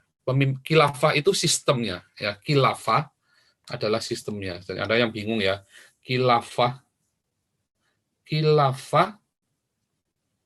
adalah sistemnya. Ya. Kalau khalifah adalah pemimpinnya. Ya, pemimpinnya. Khilafah itu sistemnya, khalifah adalah pemimpinnya. Nah, kalau ada kafilah itu pedagang, ya. Kafilah ini pedagang. Syariat kayak SI ya, SI syariat Islam, syarikat Islam ya. Dulu zaman NU yang mendirikan syarikat Islam kan NU kan? Kakeknya Gus Dur kan? Kafilah, ya kan? Nah, kalau khilaf, nah inilah orang-orang Islam bikin khilaf semua. Tapi nggak sadar-sadar mereka bikin khilafah, bikin khilaf, ya. Mereka khilaf. Orang-orang Islam ini khilaf nggak sadar-sadar. Makanya khilafah, khalifah, kafilah, khilaf. Ya, mereka tuh orang-orang yang khilaf, tapi mereka nggak sadar kalau mereka khilaf. Khilaf itu salah, bikin salah, sesat ya. Barang siapa yang mati sedang di lehernya tidak ada baiat kepada seorang imam atau khalifah, maka matinya adalah mati jahiliyah. Jadi kalau kamu tidak taat kepada imam, kamu matinya mati jahiliyah, kafir. Ya, ayat-ayatnya seperti itu. Nah, jika ada 3 orang yang keluar dalam suatu perjalanan, maka hendaklah mereka mengangkat salah seorang dari mereka untuk menjadi amir, pemimpin. Jadi mereka dalam kelompok-kelompok kecil pun mereka semua mendarah daging. Itulah sebabnya NU sekalipun yang kalian bilang moderat pun akan lebih taat kepada pemimpin agamanya daripada kepada negara. Beda dengan orang Kristen. Kamu harus menghormati pemerintahmu, diwajibkan. Berikanlah kepada Tuhan apa yang kamu layak berikan kepada Tuhan, berikanlah kepada negaramu, pada pemerintahmu. Apa yang wajib kamu berikan kepada pemerintahmu. Ya, dengan demikian kaum muslimin yang jumlahnya lebih dari 1 miliar seperti sekarang ini, dan demi urusan umat yang lebih penting daripada sekedar perjalanan, seperti penegakan hukum syariah Islam, pelindungan umat dari penjajahan dan serangan militer, karena memang didesain semua ya, ngomongnya demi coba kamu lihat di Facebook di media sosial, itu karena untuk menghindari dari ini pelindungan umat dari penjajahan kafir yang menjajah orang Amerika. Kalian selalu membuat dunia ini perang, dalam suasana perang, karena khilafah belum terjadi, maka kalian buat suasana perang. Ya, bom bertebaran di Indonesia, seruan-seruan takbir itu ya, takbir kemenangan. Itu kalau kamu dengar takbir, jujur aja kalian orang-orang double minority ya. Kalian kalau dengar takbir, hati kalian takut kan? Ngeri, serem. Wah, itu udah kalau lagi Ramadan itu ya, sampai ada orang-orang yang trauma kalau lagi lebaran ya. Ya, kodok-kodok itu sambil Allah Akbar gitu. Allah bubar. Allah bubar, la ilah gitu kan, Nabi capulullah kan begitu kan. Nah, itu menakutkan, sampai dung preng, Sarimi pergi ke pasar sambil begitu. Nah, itu serem zaman itu ya, serem, subhanallah. Jadi semua itu, ini semua cerita tentang khilafah. Ya, tentang khilafah. Jadi nggak ada orang Islam itu bohong kalau bilang orang Islam itu mulutnya sama hatinya beda. Semua orang Islam mulutnya dengan hatinya beda. Karena boleh dalam Islam itu untuk berbohong putih ya, berdosa demi kebaikan. Boleh ya. Pada kenyataannya Gus Dur takiyah itu namanya. Yang pada kenyataannya yang melengsarkan Gus Dur siapa? Orang Islam sendiri kan? Iya. Mana ada orang Kristen melengsarkan Gus Dur? Nggak ada. Mana ada orang Cina, mobil minorita, melengsarkan Gus Dur? Nggak ada. Amin Rais, bro. Iya, yang melengsarkan orang Islam sendiri. Iya kan, yang melengsarkan orang Islam sendiri. Iya, Pak Robert masih belum bisa. Siapa itu Pak Robert? Belum berhasil Pak Robert. Masih feedback. Ini kelihatannya harus pakai headset, Pak, pakai headphone. Yang lain aja dulu. Ya. Pak Robert, jangan dipaksakan Pak Robert. Kasih ke yang lain dulu sambil diperbaiki. Ya, oke. Silakan Pak Endro Suryanto. Silakan Pak Endro Suryanto. Salam, selamat malam. Iya. Ini kembali ke judul Gigolo tadi. Iya. Itu Gigolo yang nggak jadi kelihatannya itu. Sekarang Gigolo nggak jadi. Kalau tadinya memang sebelum dari Pak Pangdam gitu ya, bergerak memang ngeri-ngeri sedap itu. Ya. Setelah dia bergerak dan masyarakat juga kelihatannya mensupport. Nah, ini Gigolonya sudah mulai tenggelam menurut saya ini udah. Jadi impoten ini kelihatannya. Nah, hanya itu aja udah saya yang dari Probolinggo. Ya, salam. Ya, kita tetap berdoa saja. Artinya tetap berdoa. Kita kan nggak tahu, tetapi tujuannya adalah kita nggak ngerti. Kayak dulu kita meremehkan ini ya, meremehkan si Rizik itu kan. Dari dulu sudah diremehkan si babi berisik ini. Coba kita lihat ya. Dari dulu sudah diremehkan babi berisik ini. Kasusnya banyak sekali. Ya, kasusnya banyak sekali. Coba saya mau tunjukkan kepada Anda ya. Ya. Apa ini?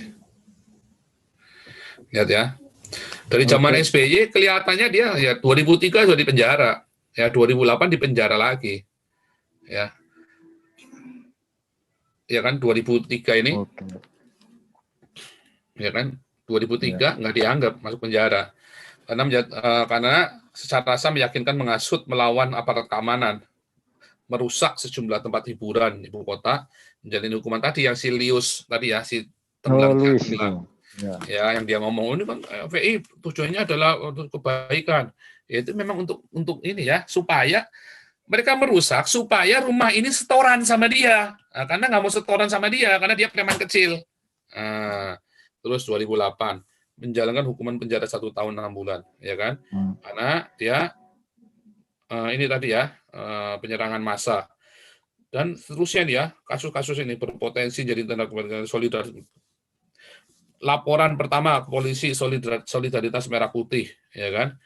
Terus ini tidak berpotensi ya, pertama solidaritas merah putih, terus kedua forum mahasiswa solidaritas merah putih itu melaporkan dia karena masalah SARA, ya kan? Dia bilang yang diunggah oleh ini kan karena masalah uang yang simbolnya palu arit.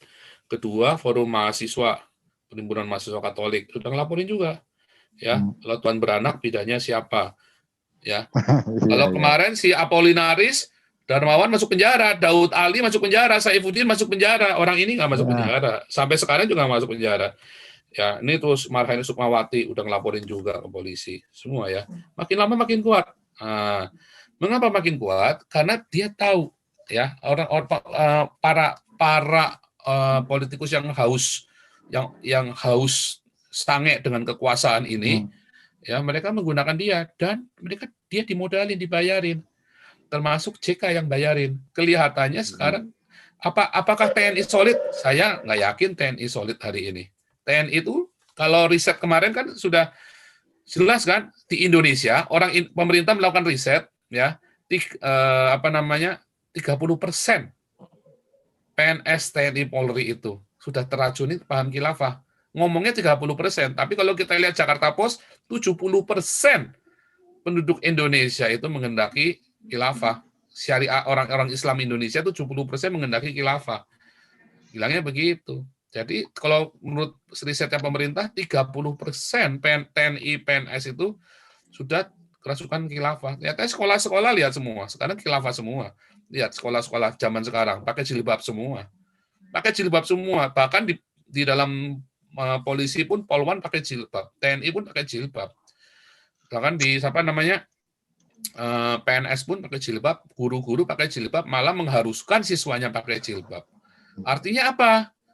Maksudnya siswinya ya yang perempuan, pegawai-pegawai yang perempuan, bukan yang laki-laki dijilbabin, bukan ya, tapi yang perempuan. Artinya apa? Artinya memang itu sudah keracunan dan yang berani yang cuman si babi berisik ini. Dan saya nggak lagi cerita menokohkan babi berisik, enggak, tapi artinya itu semua siapapun nanti, entah babi berisik, entah siapa. Karena itulah intinya adalah Islamnya itu tadi. Intinya adalah Islamnya. Tadi sudah saya tunjukkan ya dalil-dalilnya tadi ya. Islamnya itu memang targetnya adalah untuk kekuasaan dan siapapun akan digunakan. Siapapun yang mau berkuasa, ya dia harus menggunakan ini. Termasuk politikus-politikus yang ada di Eropa, dia menggunakan itu, isu itu, dihantam terus, ya dengan menggunakan kekuasaan ini, menggunakan Islam untuk mencapai kekuasaannya dia. Sebab ini memang adalah gigolo. Dia akan jual diri kepada siapa yang membayar dia, ya dia akan puaskan kepada siapapun yang membayar dia, dan setelah dia mencapai kepuasan itu dan dia udah kumpul duitnya, ya dia akan makan, dia akan telan itu yang bayar dia, si tante-tante girang yang bayar dia itu kan dimakan sama dia, ya kayak JK apa segala macam itu semua kan dimakan sama, atau jangan-jangan JK sendirilah gigolo itu sendiri, kita nggak ngerti. Namun kelihatannya pemerintah sekarang itu melihat kekuatan rakyat kelihatannya. Dia mau bergerak setelah masyarakat mulai dari Sabang sampai Merauke kalau sudah menolak Rizik, kemungkinan baru tegas menurut pengamatan saya itu. Iya, bisa juga sekarang ini sedang berusaha memunculkan babi berisik yang lain. Nah, karena mungkin, babi berisik ini bayarannya sudah mahal. Overhead cost-nya udah tinggi dia. Jadi dia butuh yang lain. Lucu kan? Misalnya nih, kenapa bisa tiba-tiba Betawi Rempuk, kenapa bisa tiba-tiba Front Betawi Rempuk itu menolak FPI? Nah, menolak Habib Rizik. Ya kan? Aneh kan? Mengapa? FBR itu rasis loh, radikal loh. Betawi Rempuk itu. Kenapa? Karena berebut lahan. Atau memang dia sedang ada calon lain. Nah, itu semua digerakkan semua. Nah, itulah semua menggunakan semua dalil agama. Ya, bahkan orang yang beragama pun mengenal dalil agama. Orang yang beragama juga menggunakan dalil-dalil agama. Nah, itu yang sekarang ini Anda harus hati-hati semua. Oh, ini isu nih, Pak Pol ini saran nih berusaha memecah belah bangsa. Oh enggak. Saya lagi ngingatin teman-teman yang minoritas, terutama yang double minoritas. Saya sedang memberi peringatan kepada Anda ya, karena itu sudah terjadi. Dan saya kasih tahu, saya tunjukkan. Makanya saya kasih solusinya. Solusinya adalah kalian bersaksi kebaikan Tuhan dalam hidup kalian, tunjukkan Tuhan dalam hidup kalian. Kedua, kalian diakonia yang banyak, jangan pelit. Ya, perpuluhanmu udah nggak usah ke gereja lagi. Perpuluhanmu tuh ya kumpulin sebulan sekali, belikan nasi bungkus atau belikan beras, kasih keluarga di sekitarmu yang miskin-miskin. Ya 50-50 lah. 50-50. Cuma kecuali kalau pendetamu ya hidupnya memberitakan Injil dan uang itu kemudian untuk membiayai jemaat yang nggak kuat sekolah, yang nggak kuat makan, dan juga kepada orang-orang. Nah, itu Anda boleh bawa itu uang itu ke gereja, karena di zaman itu para rasul mengkoordinir pemberian ini, persembahan ini, tapi kemudian diberikan kepada orang miskin, bukan buat bangun gereja, bukan buat beli mobil gereja. Percaya saya, kalau Anda masih separuh hati, ya, nggak akan. Semua itu harus dengan tekad baru jadi. Ya, saya ini sudah hampir 50 tahun kan, saya sudah tahu rasanya jatuh bangun, sudah cukup, ya kan, sudah bisa bertanggungjawabkan omongan saya untuk berkata yang walaupun banyak orang lebih tua dari saya, tetapi usia seperti saya ini sudah cukup dipertanggungjawabkan perkataannya. Ya, dan saya sudah keliling hampir seluruh dunia. Amerika sama Afrika aja saya belum masuk. Ya, Bapak sudah aman di luar negeri. Iya. Tetapi saya sejak saya di Indonesia saya sudah begini caranya. Jadi bukan masalah aman nggak aman, tetapi saya melakukan ini untuk mengingatkan kalian makanya ini solusi. Ya, solusinya adalah gereja-gereja bukalah diakonia Anda. Beritakan Injil dan diakonia yang hebat. Dan waktu diakonia jangan bawa organisasi gereja. Waktu diakonia itu ya Anda kasih makan saja. Iya, karena betul. Ketika Anda separuh hati begitu, Anda sedang dagang. Itu nggak tulus namanya. Diakonia itu harus tulus hati, bukan lagi jualan. Anda jangan lagi proyek-proyek propaganda, itu kayak propaganda Islam kan begitu. Kemarin saya tunjukkan orang Islam itu satu keluarga dikasih 2 juta, 1.900.000 atau berapa itu. Satu orang dikasih yang mau jadi Islam dikasih 1.900.000 sampai berapa miliar itu dananya itu kan. Nah, itu saya nggak main-main ya, Nah, jadi ya benar nih ya, ini bagus kan ini ada di live chat Zoom ini. Menurut saya sekarang makin banyak daerah yang menentang Rizik, tetapi ini menimbulkan perang. Iya, itu yang terjadi di Syria. Jadi pertentangan terhadap tokoh karismatik agama ini terjenuh, muncul saingan yang lagi dan mereka perang satu sama lain. Itulah yang dipertaruhkan akhirnya ketegasan Pak aparat akhirnya. Betul. Makanya nasionalisme itu penting. Orang-orang Islam yang masih membela, yang masih menjatuhkan Rizik dengan alasan agama juga, itu juga sama busuknya. Ya, jadi jangan menggunakan agama lagi buat menjatuhkan lagi Rizik. Gunakanlah nasionalisme. Gunakanlah paham-paham nasionalisme. Ya. Betul. Ini hari ini saya dapat kiriman video lagi. Saya mau tunjukkan kepada Anda videonya. Bentar. Saya tunjukkan ke Anda ya kiriman videonya. Ini benar ya, kiriman video ini bagus sekali nih. Saya mau tunjukkan ke Anda. Ini briefing di Jawa Tengah ya.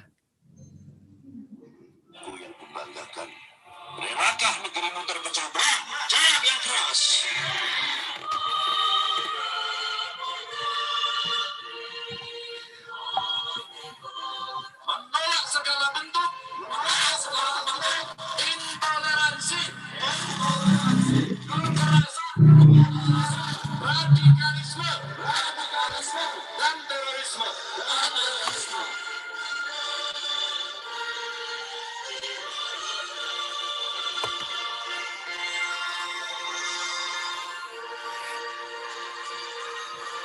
Kita harus melawan adanya intoleransi. Dia kalau kita biarkan menjadi potensi yang bisa memecah belah NKRI. Semua tidak ada yang sama. Semua beragam, tidak ada yang sama. Keberagaman, kebinekaan adalah menghormati keputusan Tuhan. Indonesia ini dengan landasan yang kokoh, kuat. Pondasinya apa? Ternyata bangsa Indonesia itu religius. Maka lahirlah ketuhanan yang Maha Esa. Bangsa Indonesia suka bersatu, gotong royong, ya kita suka persatuan. Tepos liro, maka kemudian kita ada kemanusiaan yang adil dan beradab. Mau demokrasi tapi baik. Oke. Intinya apa tadi ngomongnya si Ganjar? Intinya ngomong itu benar. Bangsa Indonesia itu religius. Oh, itu salah. Itulah yang dijual oleh Islam. Ya. Religius itu. Jadi agama itu salah. Menjadi religius itu salah. Nusantara sebelum menjadi religius jauh lebih baik. Ya. Nusantara itu sebelum religius itu jauh lebih baik daripada setelah menjadi religius. Makanya Nusantara itu sebelum Islam masuk jauh lebih baik daripada tanpa Islam. Orang Jepang tidak religius, lebih baik hidupnya. Orang Finland tidak religius, orang Eropa tidak religius hidupnya. Orang Amerika tidak religius. Sekarang mereka lagi mau religius, justru berantakan. Ketika religius itu bahaya. Anda sedang ditipu sama pemerintah, ya. Justru pemerintah menggunakan religius itu yang namanya Islam. Nah, tadi ya, kalau dia tuh deklarasi para ulama apa segala macam, ya, itu semua itu menunjukkan berarti bahwa banyak sekali ulama-ulama yang radikal. Mengapa ulama-ulama itu perlu dibaiat ulang nasionalismenya? Ya karena mereka sudah diracuni dengan paham khilafah. Mereka nggih percaya saya mboten kepanggih. Oh, itu sudah ciri khas orang Islam. Nggih. Makanya apa? Mereka harus kenyang. Karena ketika mereka lapar, mereka kan bullshit itu omongan semua itu. Mereka datang itu berdeklarasi karena ada prasmanannya, ada makan-makannya. Makanya diakonia kasih mereka makan. Yesus itu kasih mereka makan. Kalau orang yang kenyang itu tidak akan bodoh. Orang yang kenyang itu akan cenderung pintar. Ya, mereka akan berpikir lebih panjang daripada orang yang lapar. Itulah sebabnya kalau Anda lihat di zaman para rasul sampai dengan masa Kristen menjadi agama negara, semua orang yang jadi Kristen itu belum tentu karena percaya Yesus loh. Tapi karena di mana ada komunitas Kristen, di situ ada makanan. Kenyang mereka. Makin banyak orang yang miskin mendadak dimiskinkan oleh pemerintah jadi Kristen. Pejabat-pejabat yang dimiskinkan mendadak jadi Kristen. Karena di dalam Kristen mereka kan ditolong. Nah, kemudian mereka kan punya aset-aset politik. Nah, mereka kemudian kasak-kusuk di atas. Di dalam kekristenan, di mana ada komunitas Kristen, di situ ada makanan. Ya, dan sebetulnya pesan ini bukan hanya bagi orang Kristen. Kelenteng di Tuban itu sudah melakukan. Makanya saya bilang, kalian gereja itu nggak tahu malu, kalah sama Kelenteng Tuban. Kelenteng Tuban itu tiap hari terbuka ya. Setiap orang datang di Tuban itu di pantai, di pesisir pantai utara Tuban ada Kelenteng Tuban ya. Itu kasih makan tiap hari. Kalian kalah gereja-gereja. Kalian yang ngaku-ngaku pengikut Yesus kalah sama orang Kelenteng. Ya. Kalah. Kenapa kalian kalah? Ya, mereka jauh lebih melakukan ajaran Tuhan daripada kalian yang Kristen-Kristen ini. Nah, itulah sebabnya donaturnya banyak mereka. Ya. Saya pernah makan di situ siang-siang karena saya pengen tahu. Luar biasa sekali. Nah, bagaimana? Anda nggak malu Nah, itulah masalahnya. Tapi sekarang saya di kemarin ya di gereja di Semarang pernah ada ya begitu ya, tapi sekarang udah nggak terlalu heboh lagi karena sudah mulai berkurang. Oke nih Pak Pak Robert Tarigan ini apa masih ini juga coba masih sudah bisa belum Pak Robert Tarigan, coba silakan. Pak Robert Tarigan. Ya, silakan. Bisa, Pak? Ya, bisa. Silakan. Ya, Pak. Nggak big deh, Pak. Halo, Pak.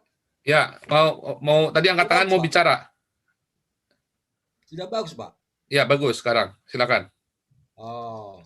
Saya mau konfirmasi lagi balik ini, Pak. Ya. Tadi Bapak ada nyatakan Maluku, Jogja itu bergabung ke dalam negara Republik Indonesia dengan kontrak. Itu dokumennya di mana bisa cari itu, Pak? Itu dulu mata kuliahnya waktu saya ikut Pak Arif Budiman. Ya. Jadi itu bukan rahasia lagi. Itu sudah dulu tuh zaman Tempo tahun itu ya, itu majalah itu banyak itu dulu. Itu kalau masuk pasca sarjana jurusan Visipol dia tahu semua. Oh, dokumennya itu ada sama Soeharto dihilangkan semua. Tempo dulu lah, Pak ya. Iya, tapi itu semua itu sudah itu bukan rahasia lagi. Itu zaman Orde Baru itu semua dihancurkan semua. Semua dokumen-dokumen itu zaman Orde Baru itu dihilangkan semua. Itu tuh pelajaran di Visipol zaman itu ya, orang semua tahu ya. Orang-orang Visipol itu tahu semua. Gitu ya. Oke, ini ada Mr. Joe, silakan Mr. Joe, silakan. Mr. Halo. Joe. Ya, silakan. Ya, jelas ya suara. Ya. Ya, shalom Pak Paul juga teman-teman yang di Zoom juga sama di YouTube. Pak Paul, saya dari Maluku, Pak. Yang kemarin sempat bicara juga soal teman-teman yang itu loh. Terus saya kan ada kirim 2 video tuh, Pak. Udah dilihat belum ya? Belum. Link 2 video yang sebelumnya. Oh ya. Nah, intinya ya memang waktu masih di Arab Saudi kan ada video yang bocor tuh. Jadi memang intinya di dalam itu ya pembicaraan antara Habib Rizik dengan teman-teman yang lain. Intinya memang mau mendirikan khilafah gitu loh, Pak. Nah, terus saya juga dapat satu video beberapa waktu lalu. Kalau nggak salah Zakaria Brontos itu. Pak pernah lihat belum ya? Udah meninggal toh? Oh, udah meninggal ya. Nah, beliau tuh malah tahun ini apa tahun kemarin itu ya meninggal. Oh, begitu. Dia mengini Islam loh. Artinya dia menggugat bahwa ayat-ayat yang tidak sesuai dengan apa ya? Bukan tidak sesuai, tapi yang menganut kekerasan, peperangan, kalau bisa dihapus tuh.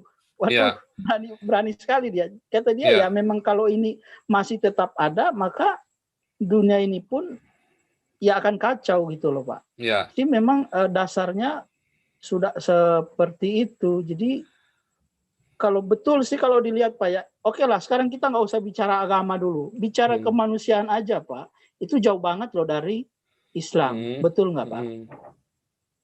Nah terus begini, gejolak sekarang ini ya kalau mau kita lihat beberapa daerah sudah mulai bergerak. Terus kemarin dari Indonesia Timur sendiri, Sulawesi, Maluku, NTT, kalau Pak lihat videonya itu sudah bersuara di depan balai kota, bahkan teriak-teriak, "Hey Bro Anies katanya, sambil manggil Bro gitu. Artinya ya mulai pada gerak dan kalau dilihat dari kondisi sekarang bukan lagi isu yang kecil Pak ya. Nah, yang jadi pertanyaan saya gini loh Pak. Apakah negara Eropa ataupun Amerika begitu? Ya ini sih pikiran iseng saya ya. Kalau melihat bahwa di Indonesia ada masyarakat atau orang Kristen banyak, ketika terjadi perang, ini kita nggak mau itu terjadi, tapi kan kita lihat riak-riaknya sekarang mulai kelihatan tuh Pak. Nah, apakah bisa semacam ada bantuan atau apa gitu loh? Karena kita ini kan Indonesia kepulauan nih, negara kepulauan. Mungkin bisa ada semacam orang-orang yang mewakili umat Kristen supaya mungkin ada semacam bantuan militer atau apa ketika itu terjadi gitu loh Pak. Kirim kapal induk kayak atau apa. Oke lah, kita nggak usah bicara dulu Kristen, tapi bicara kemanusiaan itu sendiri. Karena memang ya Pak, di daerah ini sudah mulai panas gitu. Udah mulai gerah dengan keadaan ini begitu loh Pak. Jadi gimana ya? Terus ya memang gini loh Pak. Dasarnya kalau kita lihat benar mereka ini kan politik juga. Terus kalaupun sudah mereka kuasain, buktinya tidak aman juga. Contoh, Suriah, Pakistan, Irak, kan mereka juga yang pegang. Artinya begini, oke lah tujuanmu sudah tercapai. Lalu kenapa masih kacau juga? Betul nggak Pak? Secara logika aja kita pikir itu. Itu sudah tercapai loh mereka. Artinya benar mereka negara Islam. Tapi kenapa masih terjadi seperti itu? Apalagi yang kami ini di Indonesia adalah minoritas, Pak. Sangat mungkin. Gitu loh, Pak. Demikian dulu, Pak, sementara. Makasih, Pak. Selamat malam. Luar biasa. Ya, jadi memang itulah fakta-faktanya ya. Jadi khilafah itu ada di depan mata. Dan sudah ada, hanya tinggal mengkonstitusikannya. Khilafahnya itu sudah ada, ya sudah ada sekarang ini. Hanya tinggal itu hanya tinggal tunggu trigger. Orang yang tadinya bilang, oh khilafah itu nggak perlu orang-orang, gitu ya? Iya konstitusi hanya tinggal tunggu dilegalkan saja. Nah sekarang hanya butuh trigger. Nah makanya orang-orang oh, ini Pak Pauli yang jadi ini membuat panas suasana. Ya, saya ngomong nggak ngomong tetap akan terjadi. Ya, tapi kan gara-gara masalahnya cuma tinggal waktu. Jadi Anda mau dapat, misalnya teman-teman orang ini yang menyalah-nyalahkan saya, enggak. Anda cuma tinggal tunggu waktu. Nah, caranya bagaimana? Hanya caranya dengan Anda bersaksi, memberitakan Injil, ya, dan diakonia. Terus doakan mereka. Nggak ada cara lain. Percaya saya. Cara lain adalah tinggalkan Indonesia. Nggak ada cara lain. Iya, caranya tinggal. Tapi kalau yang pasti kalau jadi khilafah Indonesia Timur akan lepas, itu sudah di depan mata itu. Oh, itu udah pasti itu, Pak. Udah pasti. Cuma masalahnya untuk melepas ini kan pasti akan ada perang. Sementara rakyat tidak punya senjata, Pak. Nah, maksud tadi apakah negara-negara yang bukan mendukung ya artinya ya kalau memang sudah terjadi bisa membackup gitu loh. Makanya tadi saya bilang, Pak. Bendera Israel berkibar di Papua itu bukan keras. Tanpa alasan. Iya, jadi artinya mereka sudah siap. Itu loh. Mau diakui mau enggak, mau apapun, mau itu bukan masalah konspirasi. Enggak mungkin mereka seberani itu. Gitu loh. Yes. Enggak mungkin deh. Enggak mungkin. Halo Pak. Ya. Coba di-unmute dulu yang itu agak berisik. Ini siapa nih ya, di-unmute dulu yang lain. Oke, silakan Mr. Joe. Artinya begini Pak, kami ini di Timur ya bukan bicara kita nggak Indonesia banget Pak. Dari dulu mau harga naik, turun, nyungsep nggak peduli. Kami kerja, kami usaha, kami nggak pernah tuh teriak. Di sini semen aja berapa ratus ribu Pak. Bensin sebelum harga nasional berapa Pak? 20, 50. Kami nggak pernah tuh teriak ini, teriak itu gitu. Kami tetap kerja. Artinya, kalaupun ini dipaksakan, ya sudah pasti akan pisah, Pak. Papua, Maluku, Sulawesi mungkin sebagian. Itu nggak bisa lagi. Udah nggak. Lu makar lu bro. Enggak. Kenyataan kami cinta Indonesia. Tapi kalau memang dipaksakan, bagaimana? Karena, maaf kata, selama ini kami hidup pun kayak anak tiri kok. Tapi kami nggak teriak, kami nggak, aduh ngeluh, aduh susah makan. Enggak, kami fight. Kami bertani, kami nelayan, kami kerja. Jadi seolah-olah ya memang, ya syukur sejak Pak Jokowi naik, mulailah diperhatikan NTT, dilihat, kemudian Halmahera dibikinkan pelabuhan internasional karena nantinya katanya untuk ekspor ataupun impor tanpa lagi ke Pulau Jawa. Ya kami bersyukur dengan itunya. Yang benar memang bikin pelabuhan, Pak. Makanya saya beberapa kali kan bilang, bagaimana dibangun, memajukan Papua dan Maluku harus bikin pelabuhan internasional. Sedang dibangun itu, Pak. Dan Pak Presiden sendiri tahun 2000 berapa itu pernah berkunjung, satu-satunya presiden itu ke Halmahera, Pak. Sepanjang sejarah Indonesia gitu, satu-satunya. Ya, jadi memang gini juga dasarnya betul, Pak. Artinya kalau Indonesia negara didasarkan betul, Indonesia adalah sila pertama ketuhanan yang Maha Esa. Itu kita nggak bisa bantah.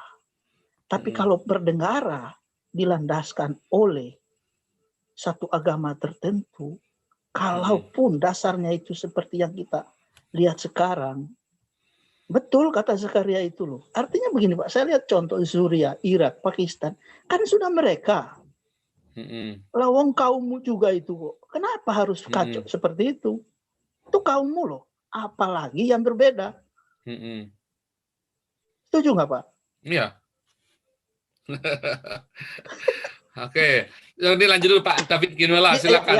Pak David Ginuela, silakan Pak David.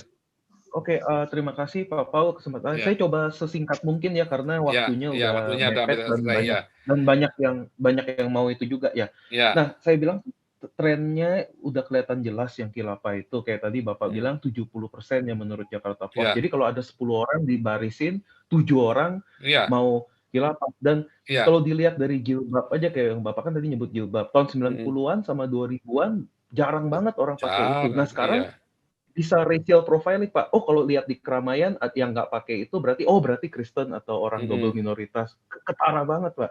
Nah, yang saya mau poin utama saya lihat banyak orang Kristen yang terbuai sama orang-orang yang kononnya moderat ya, yang kayak ada figur-figur di sosial media yang prominent, saya nggak mau sebut namanya, tapi Pak Paul juga sudah sering sebut nama mereka, di mana mereka kelihatannya moderat dan sebagainya, tapi kan kita nggak tahu Pak, kayak mereka bisa aja lagi main good cop, bad cop, jadi banyak orang Kristen terbuai sama mereka, jadi orang Kristen nggak mau lagi totalitas pemberitaan Injil melalui diakonia dan marturia. Kalau khilafah berdiri, orang-orang yang di sosmed tuh, yang prominent tuh, akhirnya mereka nurut ke khilafah juga, Pak. Bahkan organisasi mereka yang kononnya moderat aja bisa berbalik, bahkan kayak Pak Paul bilang, memunculkan tandingannya si berisik itu. Nanti mereka keluarin lagi champion mereka. Soalnya, nah, kalau Bapak lihat di comment section-nya orang-orang itu, yang orang sosial media prominent itu, semuanya orang Kristen, Mbak. Haleluya semua namanya, dan profile picture-nya berbau suku-suku minoritas, bahkan orang-orang double minoritas. Jadi itu makanya mereka kayaknya terbuai sama figur-figur ini. Dan yang pertanyaan yang saya mau ini, kalau Pak Paul ada waktu jawab, kan katanya yang Wapres Tanah Air mau ketemuan sama si berisik itu kan. Nah, dia kan juga orang teman baik. Nah, itu gimana menurut pendapat Pak Paul mengenai itu? Itu aja, terima kasih. Kambing kumpul sama kambing, sapi sama sapi, domba sama domba, ayam sama ayam. Ya mereka kumpul dengan sesamanya. JK, Arif Ma'ruf Amin, sama saja. Sama saja. Kalau Jokowi mati, siapa yang naik? Ma'ruf Amin. Khilafah. Udah pasti. Ma'ruf Amin paling nyinyir itu kan, masalah Ahok pun dia paling nyinyir. Itu sudah jelas ya sebetulnya.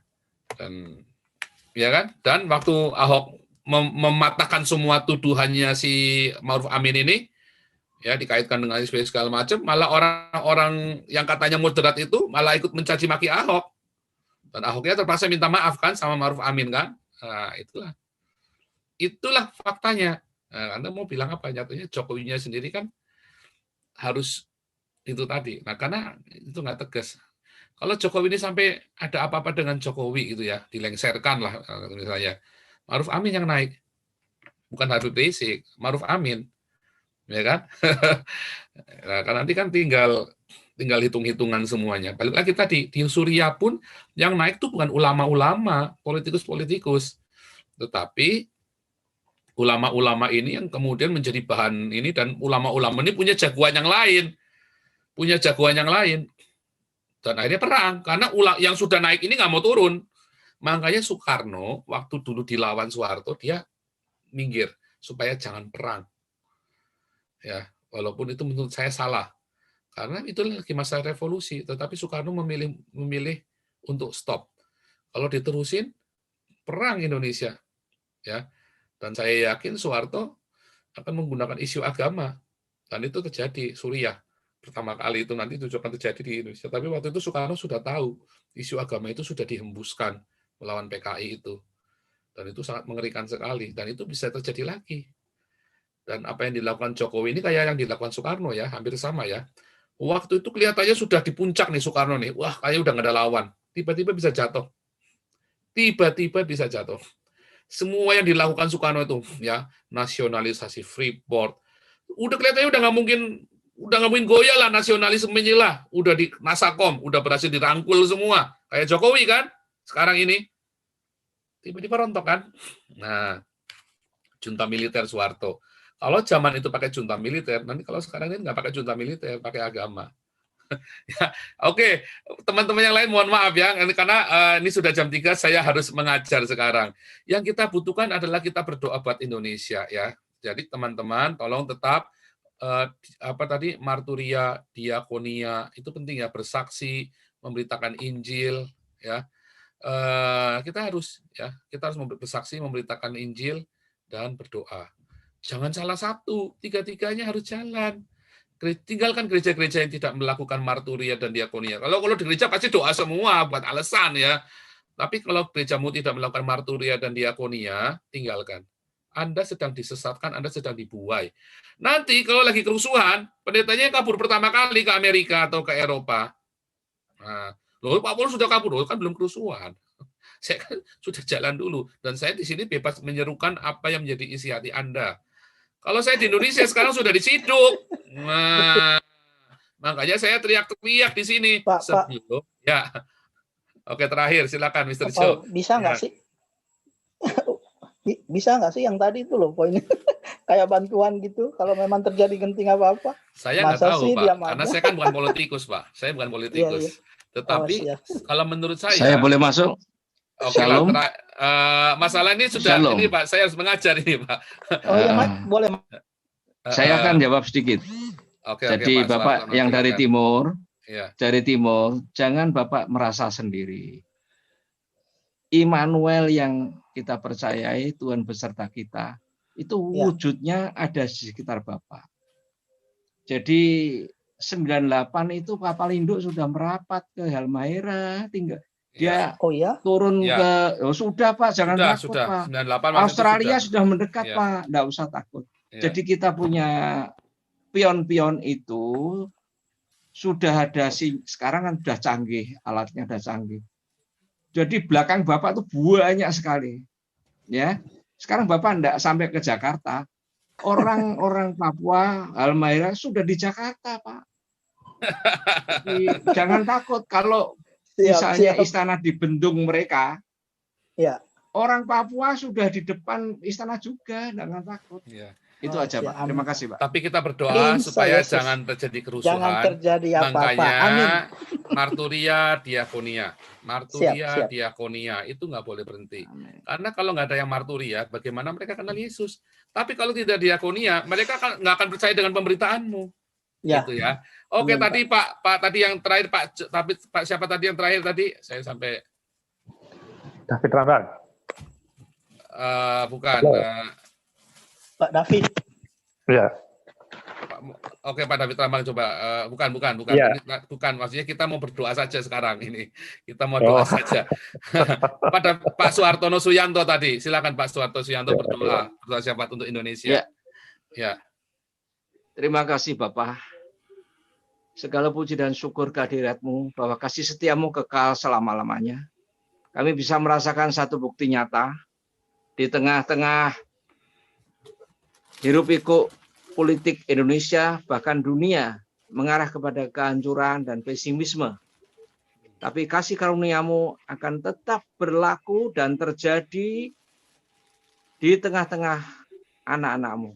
Biarlah kami yakin Engkau Immanuel yang beserta kami, Engkaulah pemimpin dunia yang punya kerajaan surga yang akan memerintah.